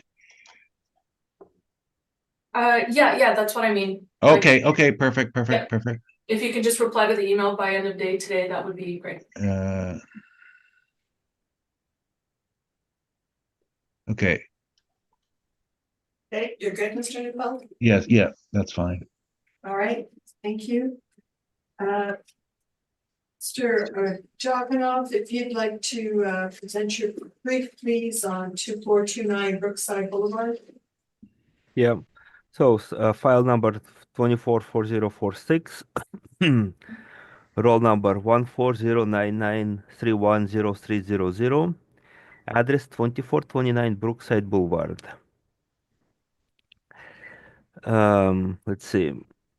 So the total assessed value for 2025 is $1,350,000, which split into two class codes. So classification other property is $216,000, and classification farm property is $1,134,000.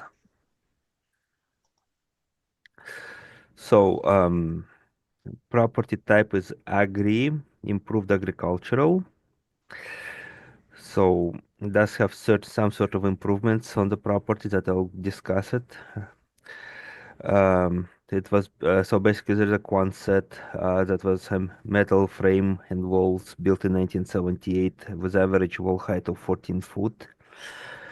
Land area 1,262,855 square feet. And that's square feet. So let me just quickly calculate the acres. So it's 28.99 acres, so 29 acres. So 5,000 square foot is a Quonset that's on site.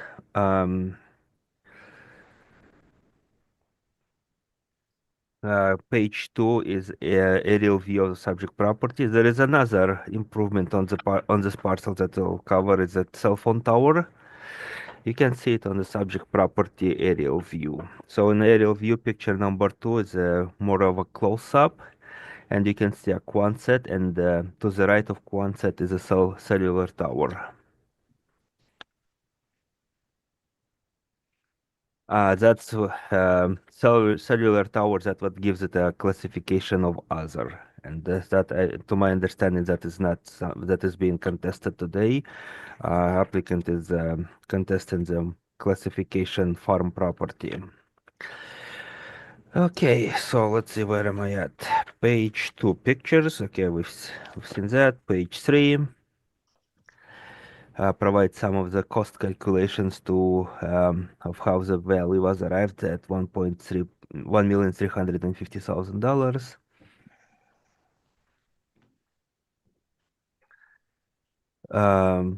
So there is $1,282,000 in a land value and $68,000 total depreciated cost um, of the improvements. Subject property sold in 2013 for $960,000. So we have consideration 960 sworn value 960 and the sale price 810. That's presented on page 3. Page 4 basically gives a bit of information on Quonset. It's a 5,000 square foot storage building. Current value of $30,000. I'll jump on page 6 before going into page 5. And page 6 basically gives another building, which is a cellular tower with a total value of $38,000 at this time. So page 5 has a comparable sales. Let's go back to that. Again, comparable number 1 is 2401 Brookside, which is actually a subject property. This property used to have that address at the time of sale of November 13, 2013. So the property sold, sale price was $960,000 at 76, which comes out to be 76 cents per square foot. Other comparables are comparable 2, 3, 4, 5, and 6, and 7 are all vacant land properties. And the price there ranges anywhere from, I think it's 41 cents per square foot to $1.61 per square foot. 31 cents per square foot 41 cents per square foot would be like pipeline property, which is a 3 million size, and another one is I don't know. Let's look at the pictures. We should have pictures where they are. Wait. Okay. Comparable number 5 is Okay, it's also a pipeline property. It's a long strip of land that connects to the pipeline. Okay. Right. The other properties are there as well. So the compare, like if you look at the map on page, what page is that? I think it's page 10. See subject property, which front in Brookside Boulevard, and comparable cells are located near the pipeline road, and comparable 6 and 4 are landlocked properties. Comparable 7, small one. I think comparable 7, Holmes Road. The map pointing it to doesn't appear to reflect the size of the property, which is 642,000 square feet. So I think the map is incorrect on comparable number 7. So it actually is somewhere on the main street. So yeah, my apologies. The map hasn't been correct for comparable number 7. All right. Anyways, subject property is assessed at $7 per square foot. On a total assessed value divided by the lot size, and it's supported by the comparable land sales. And that's all I have for my presentation, and I am open to your questions. And thank you, Mr. Neufeld. Yeah, so the Quonset hut, that's part of the class 60. I'm just trying to read this right here. Yeah, I'm just let me try to answer that question. Actually, I need to find it on the paper. What kind of page was that? Page 6?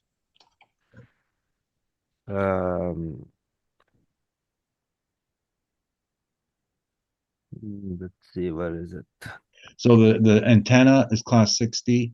The Antenna is class 60. Yeah, that's fence page 6. 60. Fence And 60, then that's around the antenna, right? yeah, And Quonset, it probably oh no, 30. oh, But okay. let me just double check. Let's see. Yeah, I couldn't This see. report, this report doesn't tell exactly, right?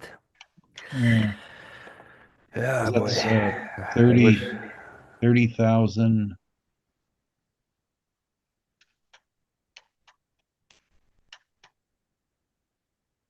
If the land was 148, then we add 37, 38. I'm guessing the Quonset's part of the class I, be, 60 I don't think so, but let me just double check. building. 68. Oh, now look at page 7. 68,000, which is the building and the detached structures. Page 7, you say? Let's see. Yeah. Okay.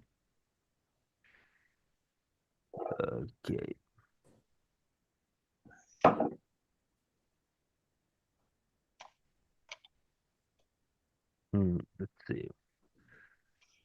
Land summary. Yeah, it does look like it is 60. You're correct. Okay, I'm not disputing it. I just want to understand. Yeah. And do you have a chance to look at the Quonset, what it's being used for, or anything? I'm not aware of what it Oh, is. okay, Yeah.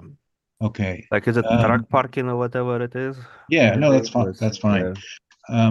And your land value then comes in at So basically, if you want to say class code 30 land value is 1,134,000, right? all right. So, but the land valuation, I'm just wondering here why there's a different land valuation for class 60 versus 30. And I'm looking on page 6.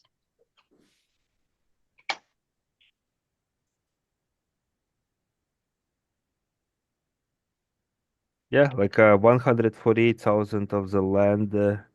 Is it 148? Let's see. Well, no, you have 73 cents on the class 60 and $1.07 on the Oh class yeah, 30. I see. It's probably economies of scale. I'm not sure. Let's see. Well, that's reverse That is, economies. it is actually. You're right. Oh boy. I was looking at that simply because I'm trying to, it is one parcel, right? You Yeah. can't split it up. So I guess that's the way it's a model. Just threw it around. Honestly, that's basically what it is. Did you ever look up the municipal board case law on this, which was based on Fantasy Lake Golf Course in 2005 on No. splitting value on a class code difference? No. Can it like Okay. I'm not familiar with that. No, I'm just wondering how you can have a different value on this. They are the same titled lot, right? I think so. I Yeah. think it's let's see 140 because this is the basic calculation. I believe. Let's see. Yeah. Yeah, it's strange. Okay. Well, strange is it? Okay. Um, Did you have a question, Mr. Neufeld? uh, well, that was my question. Why is there a split Okay. on the land? It is one title, correct? And okay. And of these sales that you brought forward, do you know if any of them were for development? Let's see. Hmm. Let's see. Well, I think they're in a precinct similar to my knowledge, they're in a precinct, so similar to subject property. Subject property is located in a precinct A, and those properties are in a precinct D. That is my understanding of the location of those properties. Right, but are any of them like I know there's been some multifamily development on Pipeline Road. Were any of your Pipeline Road properties developed? I cannot say right. I know I think to my knowledge on closer to McPhillips there is a development. I don't think the pipeline's there yet, to my knowledge, anyways. Okay, I'm probably thinking of Pipeline near Leela. Yeah, like those are north of it. Okay, So they're not quite there yet. and your range here is 41 cents to $1.63. Getting back to what you had said earlier about economy of scale, was there a demonstrated economy of scale here? To a degree, there was. Like you can say that pipeline 809 is like a larger lot, right? But uh, so you can kind of like say, okay, that's why it's at 41 cents per square foot, right? It's a 3 million square foot lot. Okay, And then you go to like a smaller parcel and you go, okay, number four, um, 500, 500 square foot lot, $1.15. Okay, so that's an economy scale, right? But then you go to number six, it's 1.8, and that is back at 41 cents per square foot, right? Which is 1.5 million square foot lot. So right. That was kind of my question. yeah. And then if you look at there's no correlation here of date of sale, is there? Like your cheapest sale was the most current one, your lowest sale, right? Which one is the current one? Let's see. Number two Number is two, right? Yeah, the 41. That's 2023. again, right? Like whether that is economies of scale or not. Like it's Well, I but meant because then we have 22, which is a 900 square foot lot, right? like 161. date or sale. So, Yeah, get back to my original question. Had the model, I'm assuming that these were generated by the model. I think so. Yeah, to Yeah. my knowledge. So, had the model considered the entire parcel of 1,262,000, wouldn't wouldn't it change the uh, the rate, the overall rate? Excuse me. If the model considered what? Well, when the model, and I just found out about this, it was confirmed to me 2 weeks ago, that when you split a class, when the models, tell me if I'm wrong here, when you split the class in the model, that it produces separate values. You know, I cannot tell you one way or another. I have to look into it. I Oh, don't know right now How, like, Right. if you split exactly how the model One of calculates. your supervisors mentioned this in a change in assessed value when there was a class change. Okay. It did separate revenue streams and therefore produced separate values. So my question is, if this had all been put in as, like, first of all, the land's all zoned agricultural, right? Well, it is a zoned agricultural, right? So Yeah, okay. If it had all been put in at 29 acres at agricultural, would the number be the same as the number you presented? again, I would think, but I cannot confirm, right? I have to Yeah. like I wouldn't know how the model will react, so it most likely would be a bit different. I don't know which way or whatever will happen. Well, that's fair. I mean, that's kind of what I it makes sense that because of the way it came out badly. Those are my only questions. Thank you. Thank you. Ms. Wareman, any questions? None, thank you. And Mr. Rhino. No questions, thanks.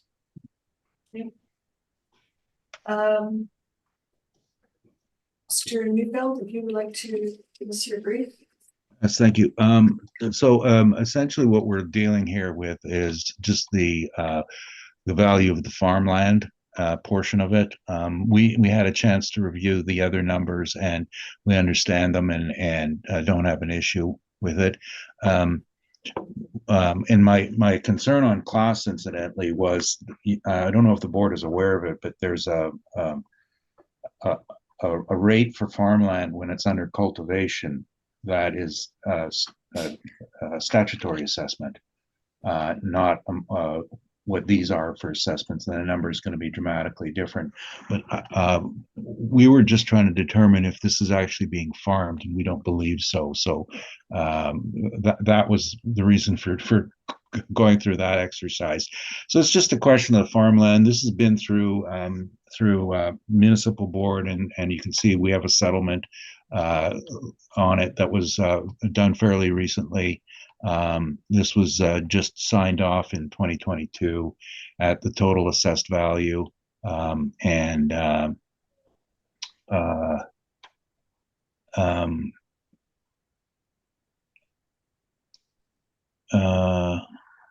it was a redistribution, I see. Oh yeah, they had it backwards on it, an error on it. So what we had looked at, there is the one sale that we had found, and it's in a different part of the city, but we were looking for farmland. And these were the two that came in close to the square footage. One is, and the bottom one is on Cadborough Road, and so that's listed as $1. That shouldn't even have been put in there because that was actually a transaction for expropriation. But so we did have the one sale, and then I'm looking at the assessor's evidence and seeing that his parcels that were the closest to it, he had on Pipeline and the one under it, one's at $1.06, one's at 45 cents. There's nothing to suggest the mean and the median is any different than that. He put in the subject property, which is not correct because this was a sale that was done. Same owner as the last one we heard. They needed a place to park their vehicles, and they could not get the appropriate approval for the usage that they wanted for it. So they paid too much for it. Incidentally, their own office is across the street from this in the arm of Rosser. So it was assemblage. We're not putting any weight on it whatsoever for those two reasons. And I said earlier that they had 5 attempts. I counted them in our break, 6 attempts to buy land for their truck parking and have not been successful on it until they hit the last one on Omens Creek, which was just last year. So these are an overly motivated group of people, and for business, they're trying to satisfy a business need and buying land on and taking a chance on it. So fails market value test. So I mean, I agree with some of these assessment sales being pertinent. I think that the average is indicated in here is actually 99 cents. And if you take out the subject, it gets lower. We put in 56 cents. I think we were talking to the assessor. I don't think that's we're very far off from if you take that into account. I was just looking at this, and I saw, I don't know, sorry, I'm having a slight problem seeing here. Print's pretty small. The two in the assessors grouping, number 5 and 6, are very similar to the same size, and their mean is 75.5 cents. And I think that I would agree with those as being reasonable, and amend our value to on that basis to 8 square feet. Cannot One, buy shoes two. for that, right? What? You cannot buy shoes for them. No, I deal in acres. We would respectfully request a value at 75 cents a foot, and which is a total of 947,141. So rounded to 947, with the commercial being 216. So 947 minus 216, 731,000 for the land and 216,000 for the other. That's our request. Sorry, what is it you wish for the land, Mr. Neufeld?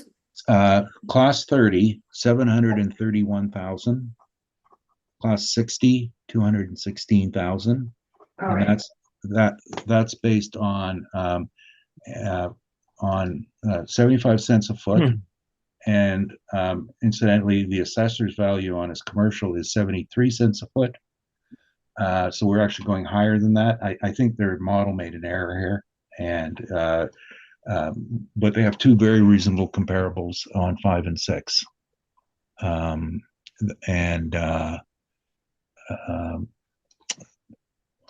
So I don't know how close that is where the ARCA can just say yes, because we were talking about this. I think you offered us lower, didn't you? I didn't offer anything. I must have been hearing things. there's no recommendation.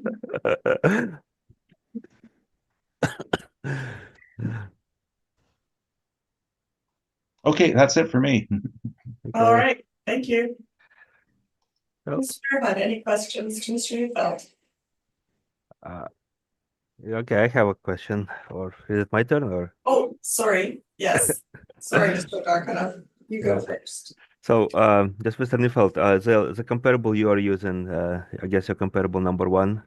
Just are you aware that it's an interest sale? So the purchaser only purchased a quarter of interest in a lot. I looked at these and I don't like them, so I don't even care. Okay, I'm not trying just to. So I- if you are ready to withdraw that one, like No, because no, it is an interest sale or whatever. But anyways, yeah, these aren't. that is like it is an interest sale. No, just they to- aren't reasonable. I found your 5 and 6 reasonable, and I just used the average. I found your 73 cents reasonable. And so you want to argue 73 No, cents? I'm not. 75 cents? The only thing what I'm saying, like in 20 whatever was it, like you signed an agreement for 738 for farmland, and now you are sticking for less than that. Oh, well, that was I don't even know why he put that in. Do you see why we appealed it? I don't know. Well, it is basically it's 2019 No, deal, right? she reversed the classes. No, by class code 60 is 200, which today we have it at 216. No. Class code 60 in the original was 738,000. You see that Oh, in the original? I see. Okay. Yeah, it was, we just were out to correct the mistake. And, when you're talking about farmland and the Yeah. value is what, 1/10 of what it is for commercial land, 100,000 really doesn't make a big difference in cash wise. And so we made this agreement just to get agreement to get them reversed. Didn't bother with the value weather was off a bit or a little bit. Again, a farm class code is at 25% ratio with no school tax. So that makes it about 1/4 of the cost of a house even, which means it's 1/8 the cost of commercial land. So the dollars and cents we're talking about per 100,000 are nominal. And that's why I'm not getting very excited about this one. Well, anyways, yeah, I think like overall, like I'm done with the questions for at this point. Thanks. It's about $200 per 100,000 in taxes we're talking about. Oh, sorry, I've got sirens outside. Mr. Darkinoff, are you finished with your questions? I'm done with the questions. Yes. All right, thank you. Ms. Wareheim, did you have any questions for Mr. Neufeld? I do not, Madam Chair. Thank you. Thank you, and Mr. Arnell. No, I'm good, thanks. Okay. Just have a question for clarification. So Mr. Neufeld, there is no farming going on, correct?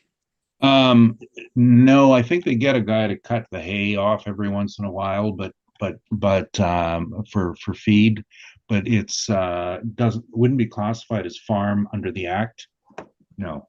All right. And Mr. Darkinoff, I just have a general question for you. Anything outside the city? Is the city just assessing or saying that the property is farming, whether there's farming going on there or not?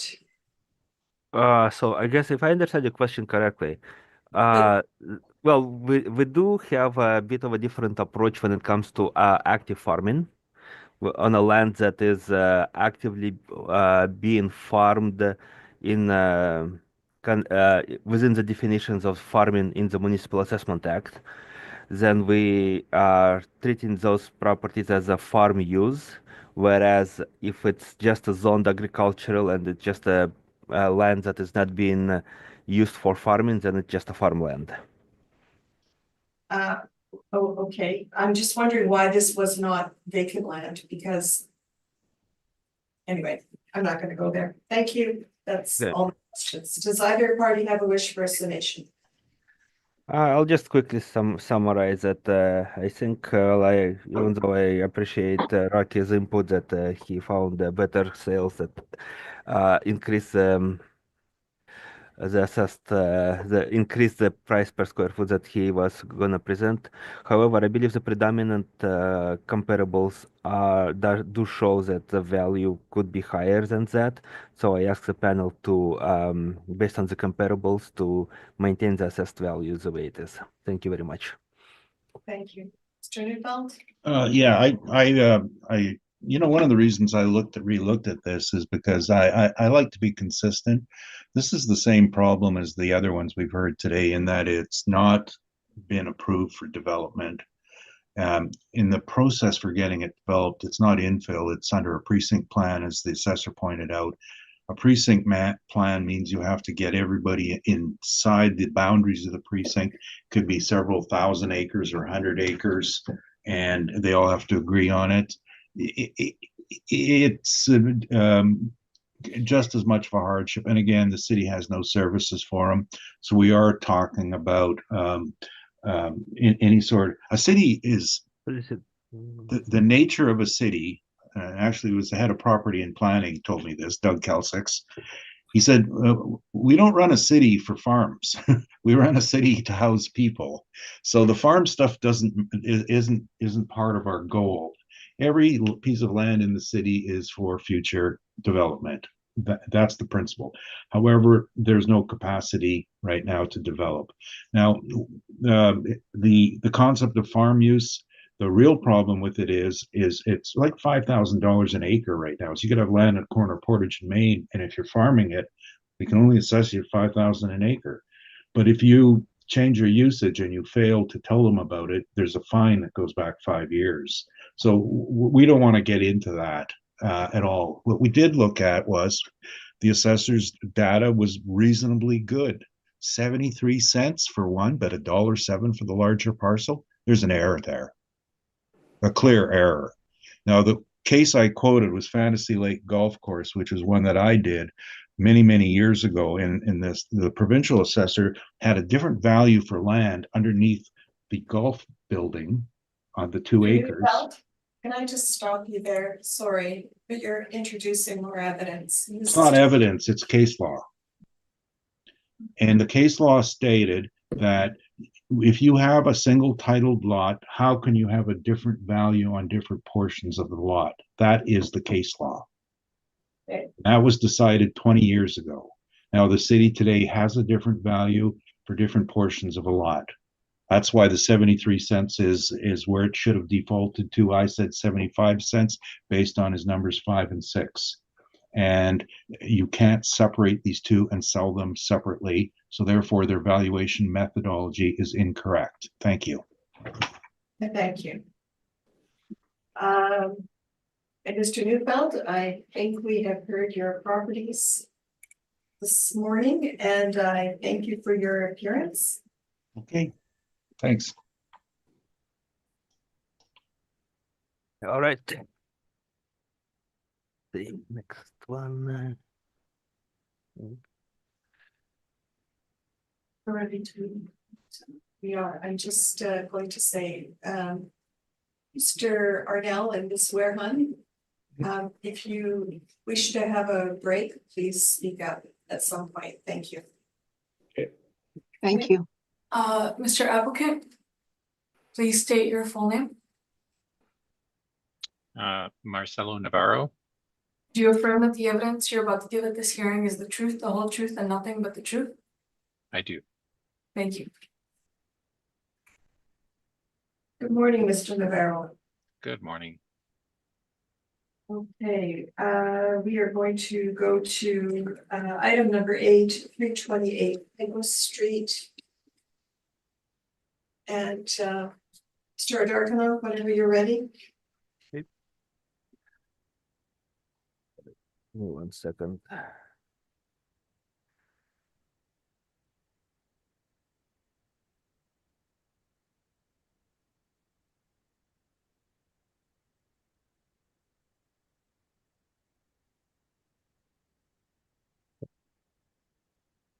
Yeah, so with the file number 242557, roll number 04007252860, address 328 Pigo Street. I guess property belongs to River East Transcona School Division. We have 3 classes here, and farm property of $1,198,000, residential of $539,000, and other class code at $166,000, totaling $1,903,000. Okay, so property type is improved agricultural, and it's zoning RR5. Land area 337,556 square feet. Property does have improvements of a house as well as some greenhouses. It's an active greenhouse operation. Page 2, you can see the pictures, aerial view of the picture of the subject property. You can see a house with an address of 1301 Revelstone Avenue, and greenhouses behind it that abut Pigo Street. Page 3, there was a recent sale of subject property post reference in 2023. What else? So we have valuation of a house on page 3, as well as valuation for greenhouses. So building number 1, building number 2. You can see the numbers there. Again, like the page number breaks, and I didn't catch it right away. So my comparable sales go into page 1 again. And those are the comparable sales that do support the assessed value. And some more information on the, again, page number breaks down here, but you can have some more pictures further down of the subject property and comparables. As you can see, all of the comparables are within a very close proximity to subject property. And that's all I have for my presentation, and I'm open to your questions. All right, thank you. Mr. Navarro, questions? I have no questions, Madam Chair. Thank you. Mr. Arnell No questions, thanks. and Ms. Wareham. None, thank you. Just to confirm, Mr. Adarkov, this was model driven? To my knowledge, it was yes. Okay, thank you. Mr. Navarro, if you would like to proceed. Madam Chair, actually, prior to the hearing, I let the assessor know that we would be seeking a confirmation on this property. So I believe he was aware of this already. Okay, Yeah, I was. I just wasn't sure which way to proceed, so I did my presentation. no, that's fine, that's fine. Okay, And I believe the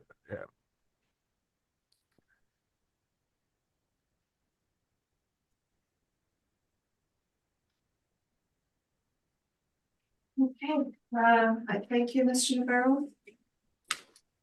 We will move on then to item number 9.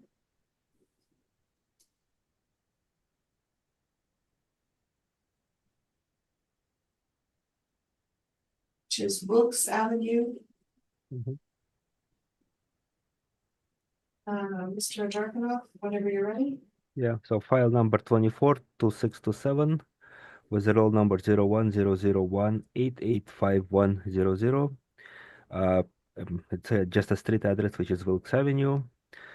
It's zoned agricultural, vacant land, lot size 849.74 acres or 37,014,711 square feet. Influences are heavy traffic, no sewer, no water, and the rail line. Assessed value is $3,809,000. And I ask the panel to confirm the assessed value. On page 2, you can see comparable sales following with the comparable sales maps. That's all I have, and I will open to your questions. All right, and thank you. And Mr. Navarro. I have no questions. Thank you.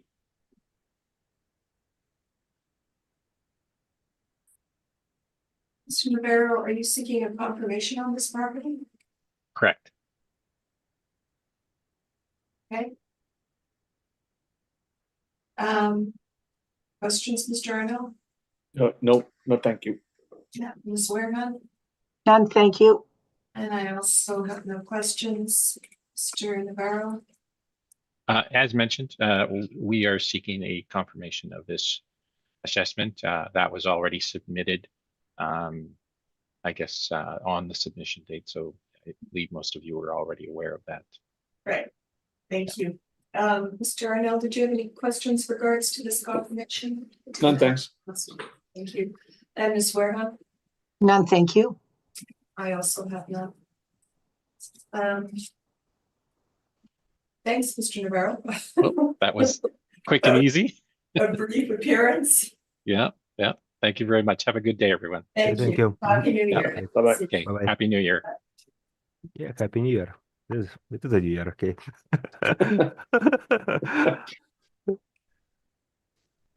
You can step up. Ms. Chair, would it be possible to request a 5-minute recess? Of course, yes. Okay. Great. I would like to call this hearing back to order. We are going to proceed to item number 10, 2191 Halima Drive. Mr. applicant, please state your full name. Kenneth Thomas Leslie, Do you affirm that the evidence you're about to give at this hearing is the truth, the whole truth, and nothing but the truth? I do. Thank you. Good morning, Mr. Leslie, and thank you so much for waiting. Mr. Adarkanoff, if you would like to proceed with your brief for 2191 Halima Drive. So file number 244233, roll number 080206 50000, street address 2191 Halama Drive, Property is located in St. Vital Perimeter South neighborhood. Subject property is improved with one-story single-family dwelling that was built in 1998, and it has a 1998 effective age.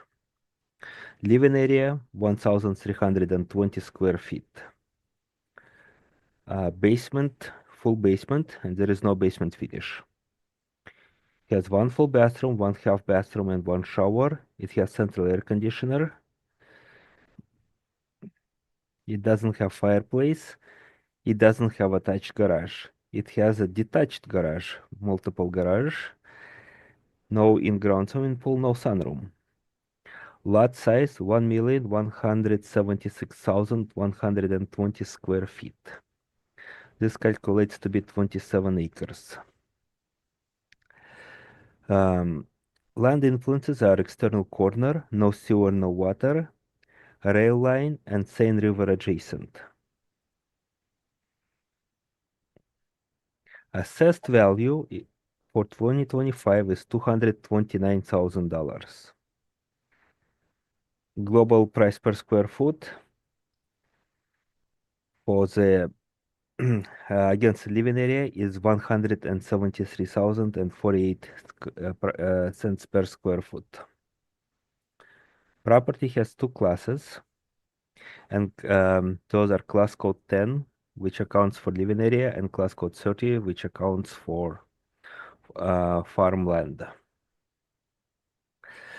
So what we have is we have $143,000 for class code 10 and $86,000 for class code 30, which calculates to be $229,000 total assessed value. Comparable 1, 2, and 3, and 4 are presented here. Comparable 1 is 1551 St. Anne's Road. Comparable 2 is 2254 Haloma Drive. Comparable 3 is 1131 Fraser Road. And comparable 4 is 1677 St. Anne's Road. Comparable 1 was built in 1930 with an effective year of 1965. It's a small house with only 440 square feet. It doesn't have a basement, it has a dugout. It only has one full bathroom. Lot size 337,590 square feet. That would be in acres 7.75 acres.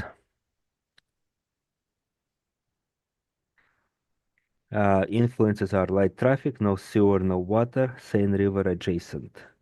This property sold in 2022, in December of 2022, for $701,000. Time adjusted value to April 1st, 2023 would be $684,000 rounded. Comparable number 2 is neighboring property to subject property. It's 2254 Halomar Drive. Is a one-story single-family dwelling built in 1981. It has an effective year of 1991. It has a living area of 1,779 square feet. It has a full part area for basement.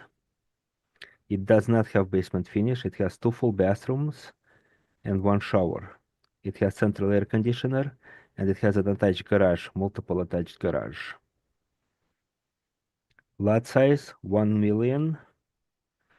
What was it? 1,112,679 square feet. And let me just calculate it for the acres. It's 25.5 acres. For the influences, it has no sewer and no water. This property sold in 2019, in October of 2019, for $620,000. Time adjusted sale price would be $712,991. Comparable 3, 1131 Fraser. Again, it's a one-story single dwelling built in 1975. Living area 1,476 square feet with a full part area for the basement area type, and it does have a basement finish.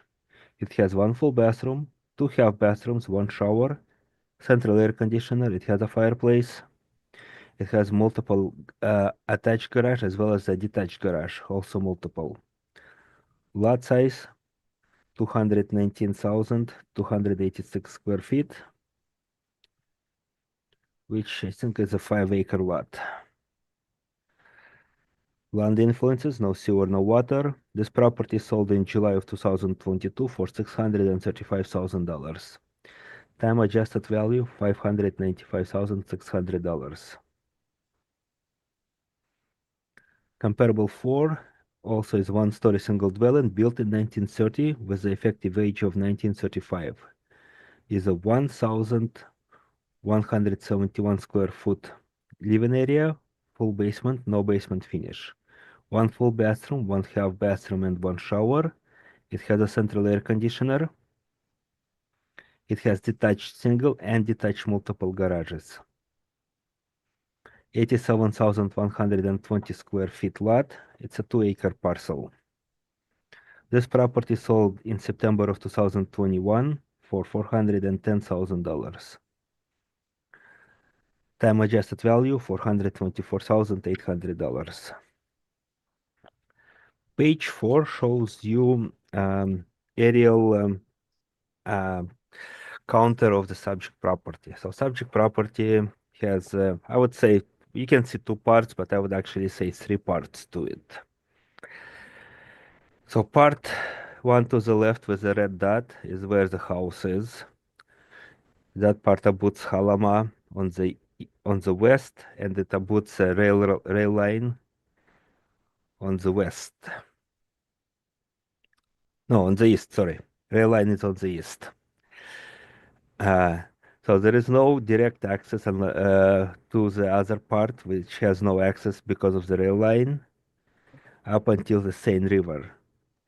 And there is a small part that would be to the east of Seine River that kind of has an access from a 4-mile road that would come from the east side of the parcel. So even though this parcel is overall assessed parcel is 27 acres, a lot of it property owner is not able to get to because of a rail line, Seine River, and 4-mile road. I don't think the 4-mile road there is a serviceable road, but it does have somewhat of an access. But for the sake of this report, we'll consider it as no access to the part of the land on the other side of the railroads. Part of the land on the other side of the railroads is about 14 acres. So it's 53% of the overall size of the lot that is where property owner does not have an access. So that leaves approximately 13 acres of parcel of land that abuts Halama Drive and where property owner does have access to.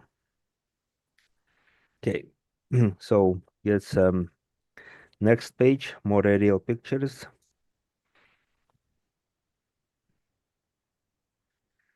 You can see the top picture where it zoomed into the area where property has improvement. So it has a house, it has a garage, and then it has 2 Quonsets. What else? So bottom picture shows the aerial view of the land, and you can see there is a railroad, there is a Seine River, and all of those parts that of the property have very limited access. Overall, the total area where the house is about 1.8 acres. The rest is farmland.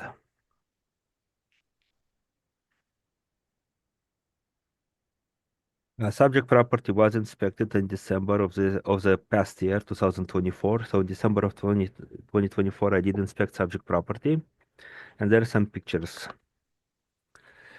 So we have exterior view of the house, and the house was built in 1998 after the flood of 1997. So they did elevate the parcel. They built a full foundation and they brought in a mobile home on top of it. It's a double wide mobile home sitting on a full foundation. So um, on a raised lot, no longer prone to the flooding. So following is a picture of the subject property. So it is original to 1998. You have oak cabinets, oak trim throughout the house. Following page, 3 pictures. Picture on the top shows the detached garage. And the picture in the middle shows the Quonsets, and the picture at the bottom just shows the street view from the street. Following page also shows the view from the street. So it is a low land for the most part. So as the property owner and applicant have brought forth the information, the land is a low-lying land and it's prone to flooding. However, the house itself, where the house part is well raised and no longer subject to the flooding. So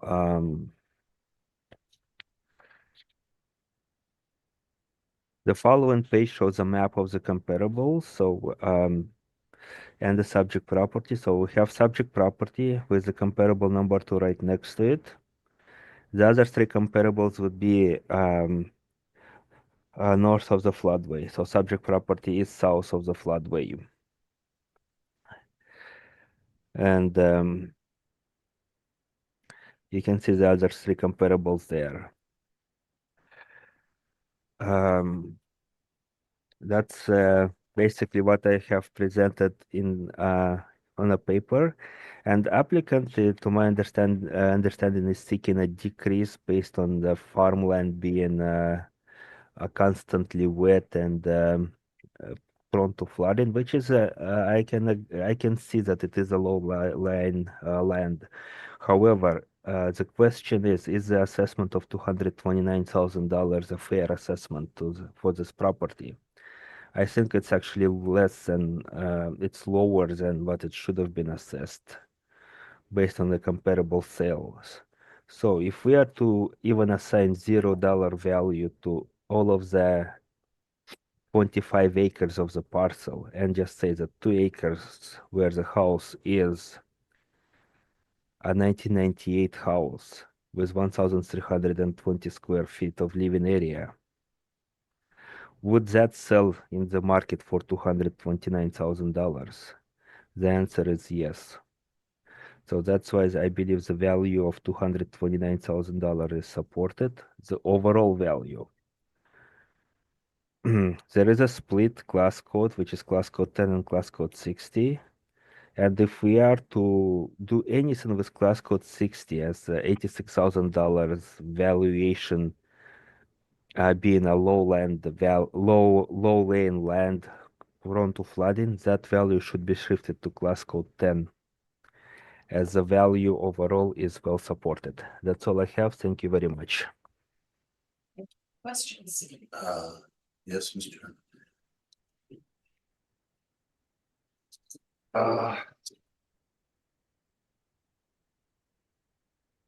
You confirmed you inspected the property, correct? Correct. And you believe your assessment is fair based on the comparables, is that correct? I believe the assessment is fair, and if had this property been available on the open, available for sale on April 1st, 2023, it would have gotten more than $229,000 in a sale price. Okay. You indicated that comparable 1, comparable 3, and comparable 4 are north of the floodway, correct? Correct. You also indicated that, and I believe you showed it on your map, the subject property is bisected by the Lataille rail line. Is that correct? Correct. Did a train go by when you were inspecting the property? I don't think so. Are you aware, did you speak to the owner about trains that travel on that rail line? Not to my knowledge. I don't believe the conversation about the train at all. But you did inspect the property in December of 24. Correct. Did you notice that the rail line is at the same level as the top of the house? Perhaps it was snow covered and um, regardless of the I believe that I see your point that you're gonna say that rail line affects the value, but I believe the value is well supported at 229. It's actually too low at 229. I'm looking at your first page and land influences, you indicate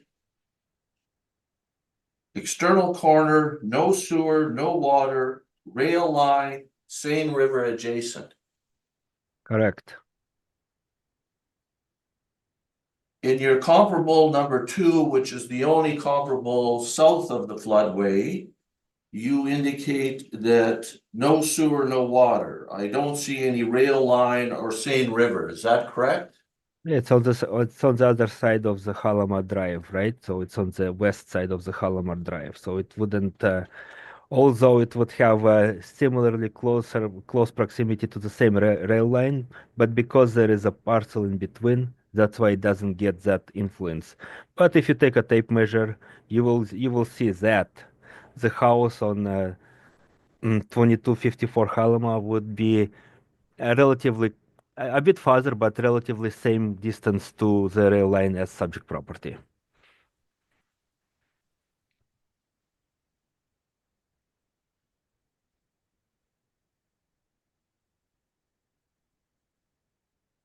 But the question was, you don't indicate that the rail line negatively influences the comparable number 2 on your assessment. In real life, even though because of the way parcels are set up, and it's on the other side of Halamar Drive, as you can see on page 3 of my report, you can actually see it.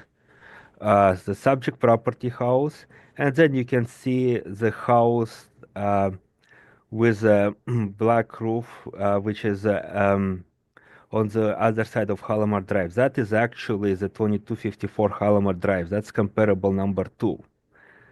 And it is pretty much with the same proximity to the same rail line in real life. But because the way things are coded, subject property actually abuts the rail line. That's why it has that influence.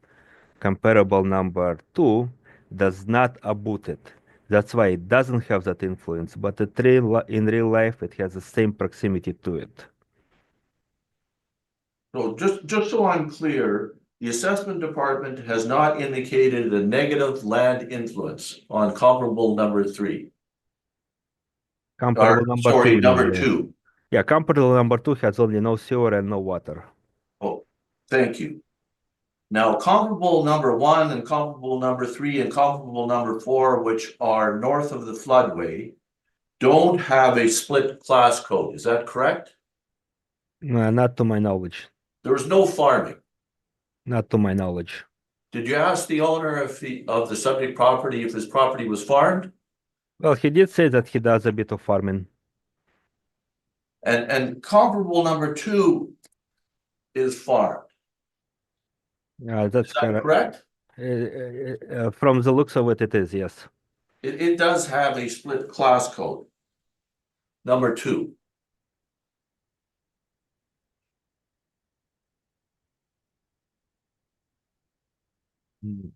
Let me just double check. Yes, it does. You mentioned in your submission that the house was no longer prone to flooding because it was on a raised foundation. It was on Albeit- the lot overall was raised, to my understanding. So when I asked the property owner if the house is prone to flooding, he said no, not anymore. The house is not prone to flooding. But he did indicate that the land is low. I think you made that statement. I can agree with that. The land is low, but the house itself is raised. So the house itself, at its level, is safe from any flooding, to my knowledge. And he hasn't flooded since 1997. I believe there was a 1997 flood where the property owner mentioned where the old house they had to basically tear down and rebuild. No, I believe your evidence was that this was a raised foundation and a double mobile home RTM was brought in and dropped on the foundation. Correct. And so it's possible that if he was a willing seller, because I don't know that there's a willing buyer to buy this property in this pit, because that's what it is. It's a sinkhole. That he would have to sell the home and they would have to move it. That's the situation. The only reason he's there is because he had to stay there. He had no other way where to go. In 19, Is that your presentation or a question? Just questions, because you're giving your presentation. I apologize. No. Glad to hear it. So comparable, I just want to confirm again, comparable number 1, number 3, and number 4 are both north of the floodway, were never affected by any flooding. And only comparable number 2 has a farming code in addition to a home. Is that correct? That would be probably very accurate, yes.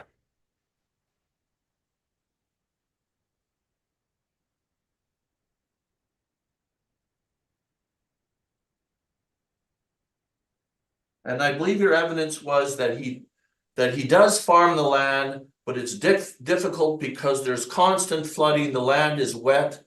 Is it possible that the flooding would come from the Seine River negative influence that the assessment department has indicated on land influence? What do you think? Where is Seine River? Where is the railroad? Where is the farming? I believe the I don't railroad, want to give my railroad. own evidence, but if you're asking me where does the water go, I can tell you it doesn't go anywhere. Well, let's look at it. Is the railroad, as you indicated, raised? So it does create a natural berm from Seine River, correct? That's on the farmland. On the 13 acres that you indicated that is, if anything, is undervalued, he's bounded by the road, which is a dike. He's bounded by the rail line, which is a dike. And so where do you think all that water goes? That's where his house is. It just sits there. And that's why the house is raised. Well, it's typical to Manitoba. So there is lowlands and some houses are raised. However, the house is there, right? Is the house permanently attached to the foundation? Yes, it is permanently attached to the foundation. Those are all my questions. Mr. Arnell. You're muted.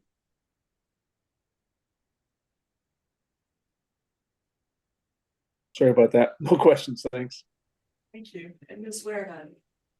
None, thank you, Madam Chair. Any? I just have a couple. Did you yourself do the inspection? Yes, I did. Okay. So.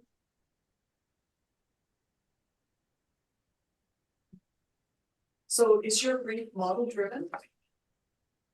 The value of 229, I believe, is model driven. I had zero influence to change the value, but based on my inspection, I can confirm that the value for the house in its current condition, um, on an acreage, even though most of the acreage can be a low land and flooded, the $229,000 is a is a low assessment. It can be higher.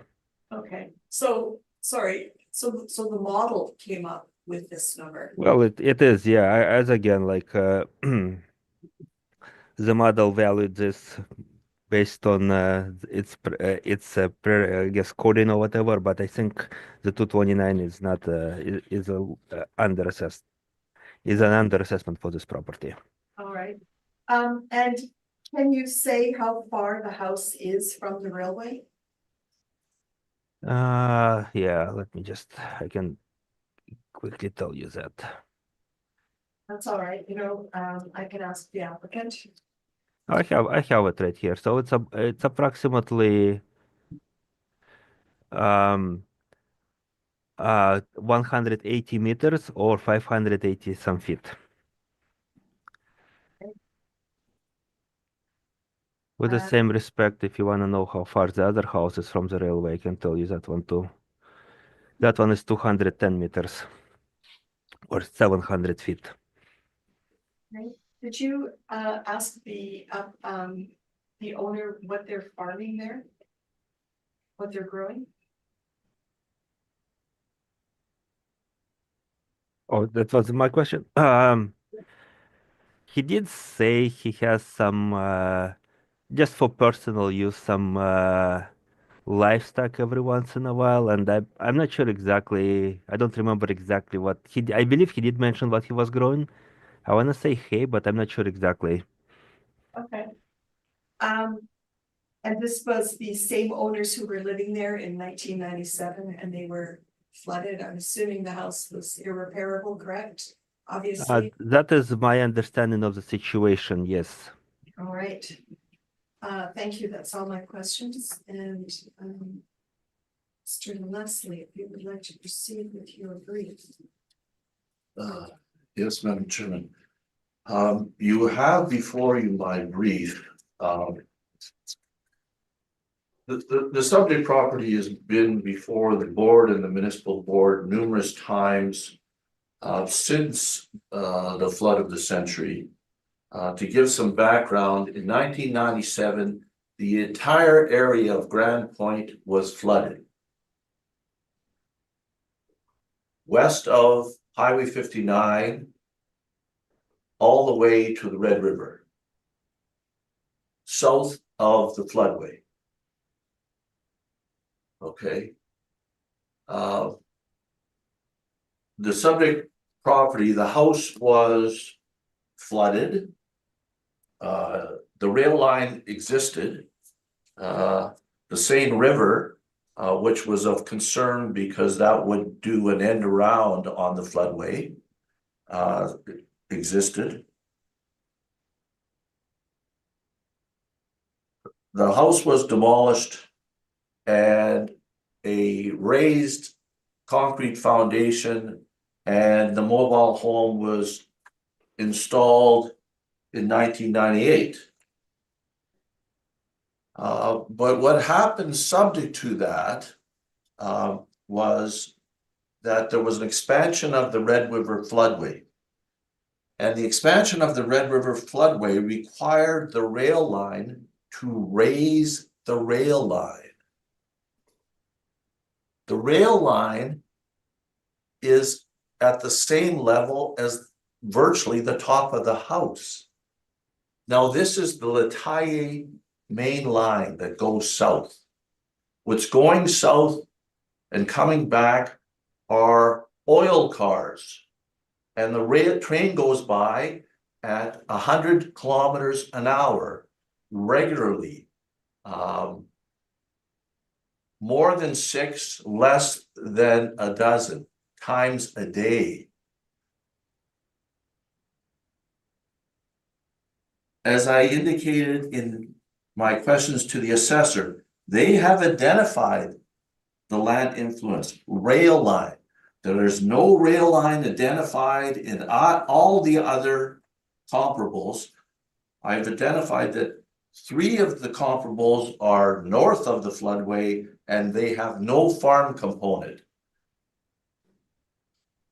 The subject owner does farm the property. The problem is the part, he doesn't farm the property where the house is other than a market garden. But because you're in what I refer to as the toilet bowl there, every spring it captures the water. There's nowhere for it to go, because if there was an outlet, the water would also come in, not just go out of that on the assessor's page 2. So where the house is and its access is off Halma Road, and the road is quite high as well. So you're looking up at the road on one side, you're looking up at the rail line on the other side, and you're down in this bowl that is only good for collecting water. My wife asked me, well, when they did the rail line, why didn't they expropriate his property? I don't know. Because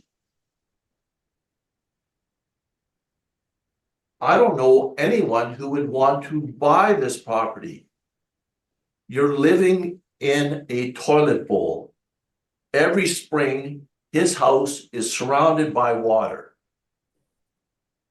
Now, the land on the other side, he tries to grow beans. There is no animals. They would get stuck in the mud. And I think he told you, you can drive over there if you want, but you're going to get stuck. And that land floods all the time from the Seine River. There is no flood protection from the Seine River that runs through that. And that is also identified as an influence on his property. The only person that's going to buy his house is going to pick it up and take it away. Now, in my submission, I gave some values for farm property in the area that I got from the assessor in the South Group division. I've also provided pictures of the property during the year, which shows water on the land, flooded fields,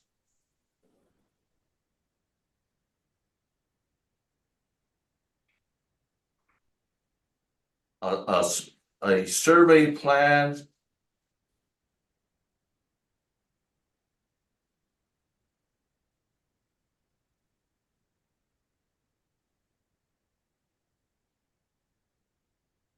My understanding is Mr. Ivanchuk grew up on this property. This is where he's always lived.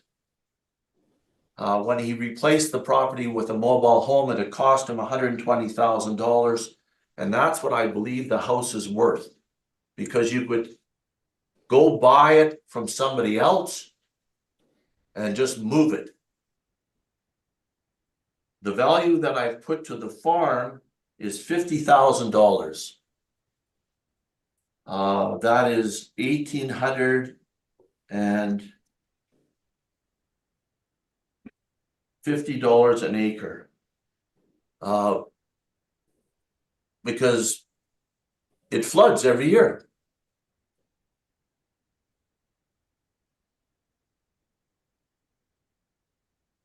But he does try to farm it.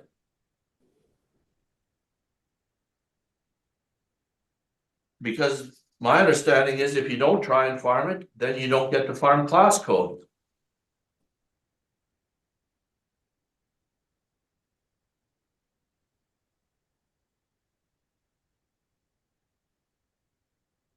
As to these comparables of other homes, none of them are affected by the rail line except comparable 2 as indicated by the assessor, but not indicated in his brief. But none of the rail lines go right through the middle of your property.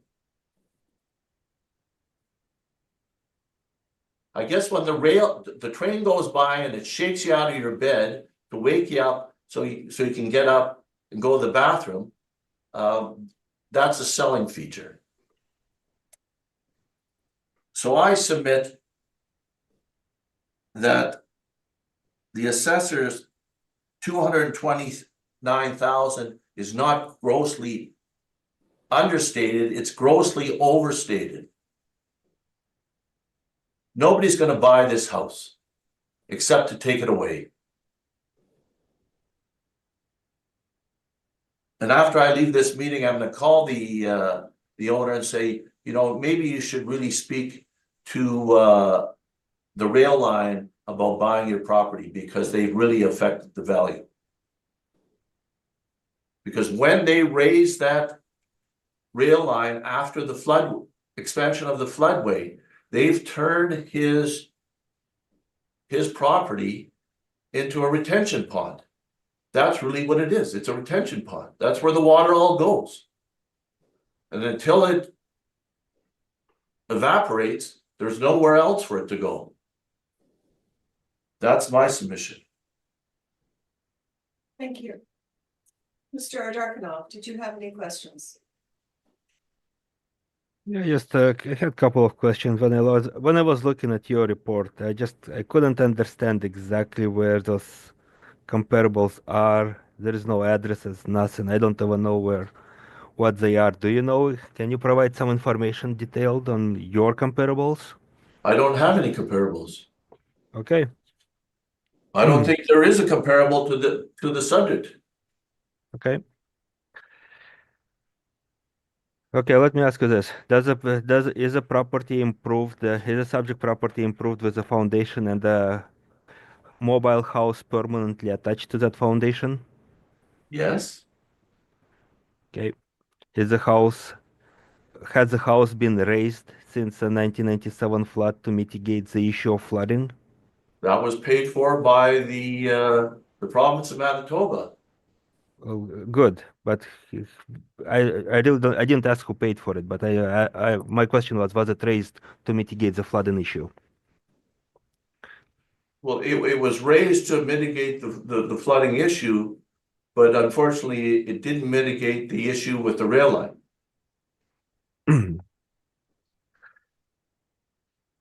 Okay. And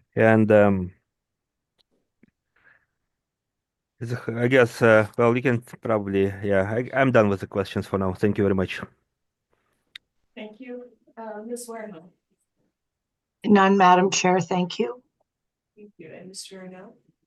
I'm just curious in your brief, page 8, that photo you have, I'm assuming that's the backyard, I'm not sure, towards the tracks.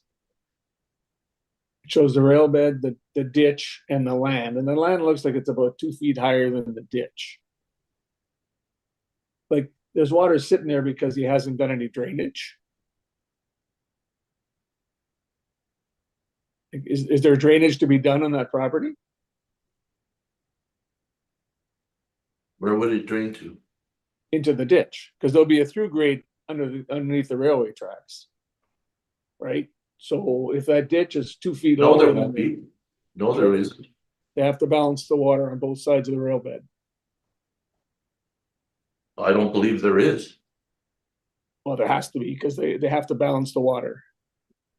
So, but my question is, has he attempted to drain his property into those ditches?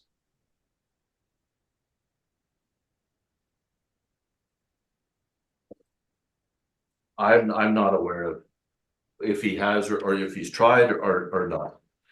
He's Okay. got this, he's got the rail line and he's got the Seine River Seine River's on the other side of the tracks. on the right? east side, Yeah, right. also intersecting his property. No, I realize, but my question was, did he attempt to try and drain his property on the house side, on the west side?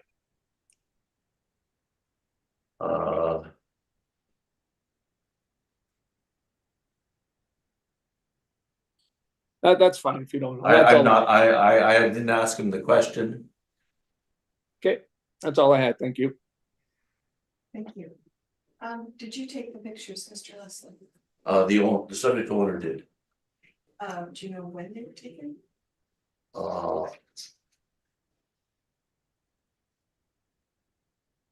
I believe they were taken for the municipal board application.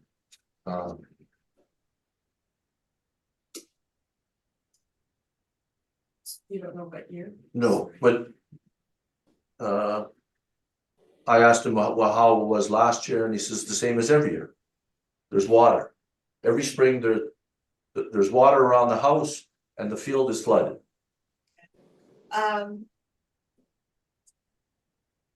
I'm assuming the railway line is always been there.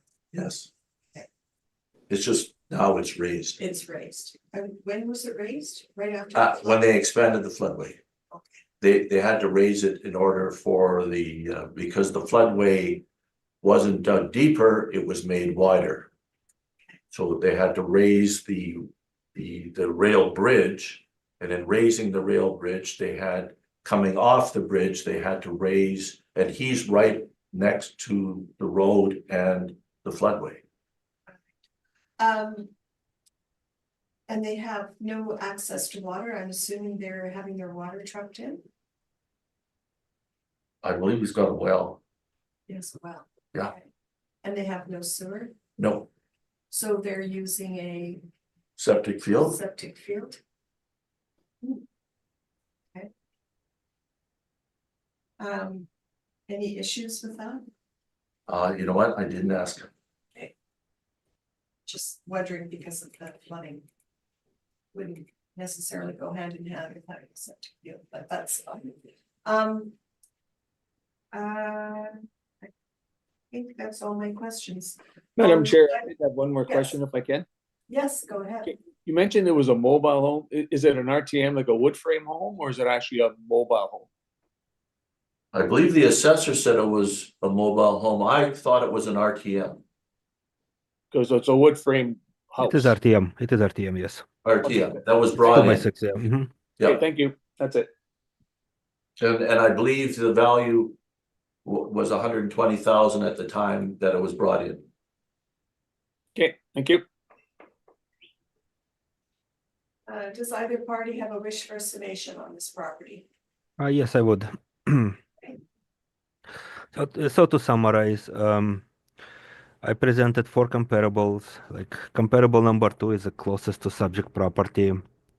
It would have, given its location, just to clarify the legality of it, as applicant was bringing forward that it doesn't have the land influences of a rail line of Seine River. Yes, it doesn't have those influences, comparable number 2, because his property line doesn't directly abut the rail line. However, it is within the same proximity to the same rail line. Then number 2, again, like let's make it clear, is a 1981 built house, so it was there before the flood of the century. It sold for $620,000. That was the sale price of that land. Subject property is assessed almost 3 times less than that, only $229,000. Newer house, well raised. Given the boundaries of the subject property, it is we can easily say that subject property doesn't have, like, even though it legally has full 27 acres, it doesn't. The land on the other side of the railroad track has very limited access and has very, if we are to divide everything into little specks like that, that land is not cannot be farmed, and it's just a bush laying there. The part of the property which is about 13 acres on the other on the side of the Halama Street is the one that has access. That's where the house is. That's where you can see on the pictures that there is some farming going on to the south of the house. So, and let's say that that land also, as the applicant points out, floods every year. Still, there is some farming going on every once in a while. And land in Manitoba does flood every spring. It's a fact. House is very well raised. I asked the property owner, like he says there is no flooding issues anymore. He has access to Halama. He can drive in, drive out, no problem. It's just the land, certain parts of land is underwater, which is typical to many parcels in Manitoba. So the question is $229,000 a fair assessment for the improvement of the land? Even let's assume that it's only 2 acres of usable land. Is $229,000 supported by the comparable sales? It does. It's supported by comparable sale number two, which is on Halama. Uh, Also comparable sale number 4. It sold for $400,000. Older house. It's on the other side of the floodway, so it's probably would get more money to it, but it sold for $410,000, almost double the price. So the question is $229 supported? Absolutely supported for assessment purposes. If applicant argues that the value of land is farmland is 0 or very nominal, it probably there may be a case to it, but then that value has to be moved to class code 10. That's all I have. Thank you very much. Thank you. Mr. Leslie. Yes, thank you. The assessor's submission is that the farm value is $86,000. And that it's comparable to the value of the farm value on number 2, and the house value is $143,000. The flooding does not just occur in the spring. The flooding occurs whenever there is significant rainfall because there's nowhere for the water to go. The rail line influence that bisects the property is so significant, and this train goes by so fast that it negatively impacts the value of the home. I'm suggesting that the value of the home is the cost of the home, which is $120,000. The department is suggesting that the value is $143,000, supported by comparable number 4, which is north of the floodway. The value of the farmland, has confirmed that he does farm the land, and I've suggested it's for the 27 acres, it's $18.50 an acre. The assessor is suggesting it's $31.50 an acre. I believe my number of 50 and 120, $170,000 total is a fair and reasonable estimate of what this property is worth as at the reference date. Thank you. Thank you.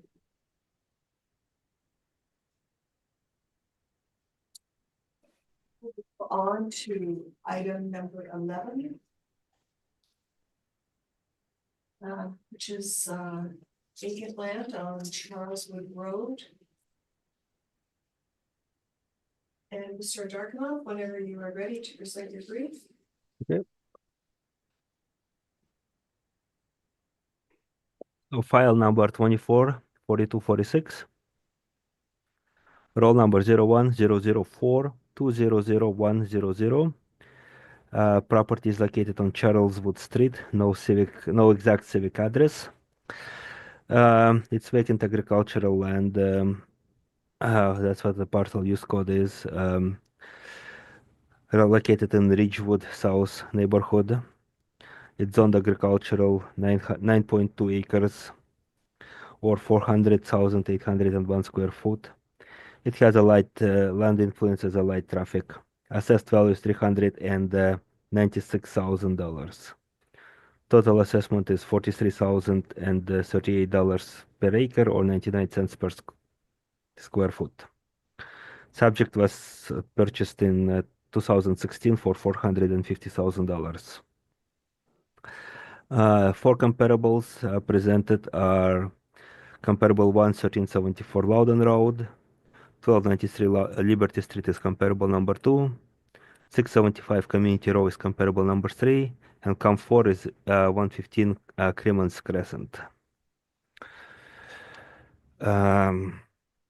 All of the comparables presented have a parcel use code VRES1, so vacant residential parcels. They are zoned RR5 for comparable 1 and 2, R1L for comparable 3, and R1M for comparable number 4. All of the comparables are way smaller than subject property. So comparable 1 is 1.4 acres or 61,000 square feet. Comparable 2 is 1.4 acres, again, rounded 61,000 square feet. Square feet would be more exact number if you want to know exact size of the lot for comparable 1 and 2, like 1.4 acres is the rounded number. Then we have comparable number 3, 11,268 square feet or 0.26 acres, and 10,330 square feet for comparable number 4 or 0.24 acres. So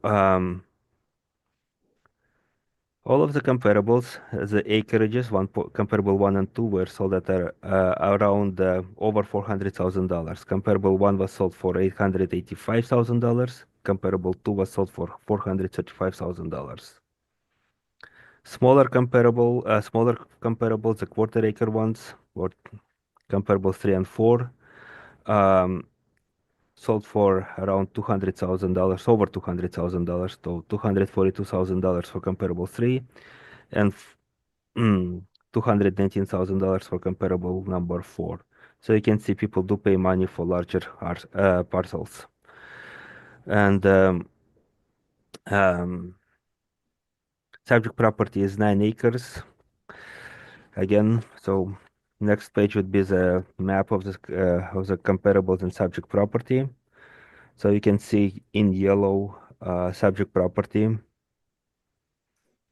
So it's in the back end of the Charleswood with access to Charleswood. And then what you have is you have comparable 1 and 2 are on the west side and south of Wilkes, and comparable 3 and 4 are north of Wilkes, closer to subject property. So given the market evidence, assessed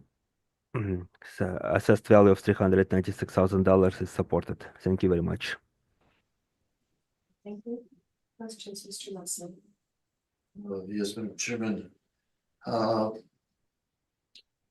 The comparables, the zoning on all the comparables, are they all residential? They're residential, yes. Would you categorize them as single residential lots? Yes, to a degree, yes. The zoning on the subject is agricultural? Yes, and agricultural zoning does permit the building of a house. Similar to residential lots, yes. Sorry, I missed it's agricultural. Agricultural, but agricultural zoning does permit a building of one single family dwelling. And it's 9.2 acres. Correct. So it is bigger than all of the comparables. Are there services on any of the comparables? Well, they are, let's look at it. So 293, so the properties on Liberty and Loudon, given the area, there is no sewer or water. So people in that area actually build houses and they truck water in. The other two, comparables 3 and 4, do have services to my knowledge. They all have street addresses, is that correct? So they're single lots. Yes, they do. Comparables do have street addresses. Subject property chose not to pursue that because street address all it is an application to get one. So you've compared the subject property of 9.2 acres to the sale of single residential lots. I believe subject property is superior to all of the four comparables, being at 9.2 acres. It is superior to all of them. So, and that's why when comparable 1 and 2 sold for $485,000. I Being don't. smaller. When I- comparable 3 and 4 sold for over $200,000, being smaller. When subject property sold itself in 2016 for $450,000. Yes, it is superior to all of the comparables. Did you prepare the assessment or was this mass appraisal? Mass appraisal. Thank you.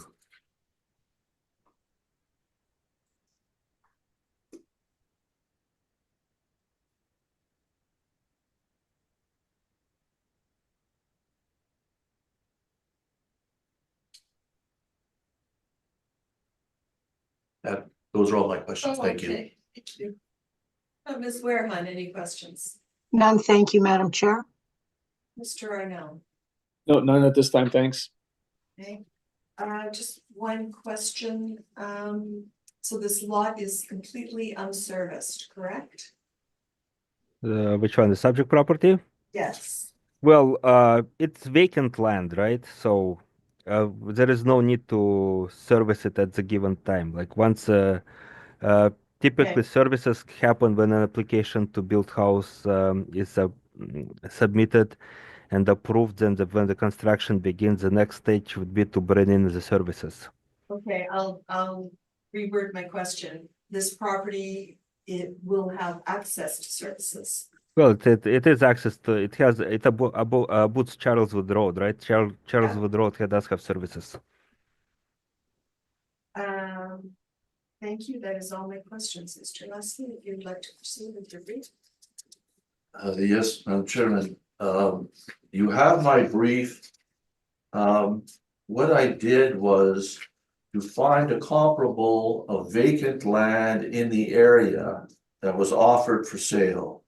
And on page 3, I have a listing on Charleswood Road for 28.7 acres of vacant land offered at $679,000. I then use that number to then value it per acre at 23,659 and multiply it by 9.2 acres to come up an estimate of $217,659.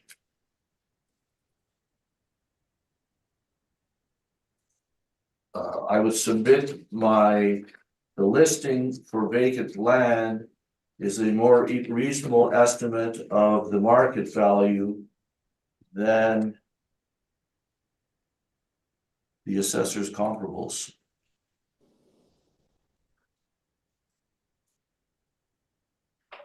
That's my submission. Thank you. Questions, Mr. Dragono? So I guess this listing is current listing, so it's after April 1st, 2023, and Yes. it didn't sell, or whether it did or didn't doesn't matter. It's post reference, and even if and within your logic, you didn't account for economies of scale. All you did is you divided one number by and multiplied it by another. Correct? Yeah, much in the same manner you did. Actually, I'm just looking at sale prices, and I'm saying that larger parcel. I'm just saying what you said. Okay. Anyways, so you don't have any other evidence, correct? No. Okay. Thank you very much. Thank you. Ms. Wareham No questions, thank you. and Mr. Arnell? I'm just looking, so where is the subject property on your, not the subject, but the sale you're using? Where is it in comparison to the subject property? It indicates it's Charleswood Road, just south of Wilkes Avenue, close to the west perimeter. So further west. It's on Charleswood Road. Is it on the map here or maybe? I No, just- there's no map. But this is, excuse me, Mr. Arnell, I'm just gonna, so this is a current listing. This is a current listing, Right, yes. so it would be post reference, yes. Yes. Thank you. Okay, that's fine. Thank you. Thank you. But Mr. Leslie, you've got, sorry, on page 2 of your brief, you've got other properties here. Is that mark page 2, those are agricultural properties, that's what they sold for. Similar agricultural properties, they are farm properties. Okay. The subject property I'm not going to suggest is a farm property, No, okay, but those are the values for farm property. yes, no, I just Vacant wanted, agricultural. right, no, I just wanted clarification on your. I believe that I have on my last page, I have a picture of the subject property that as it is adjacent to Charleswood Road. That came from my very last page. That is the subject property. Don't believe I have a picture. It's a site plan. I It's think it's after page the- 3, right? It should be page 3 on my report anyways. Oh, okay. It's not on 16 for sure. 1, 2, 3, 4, 5, 7. Page 8.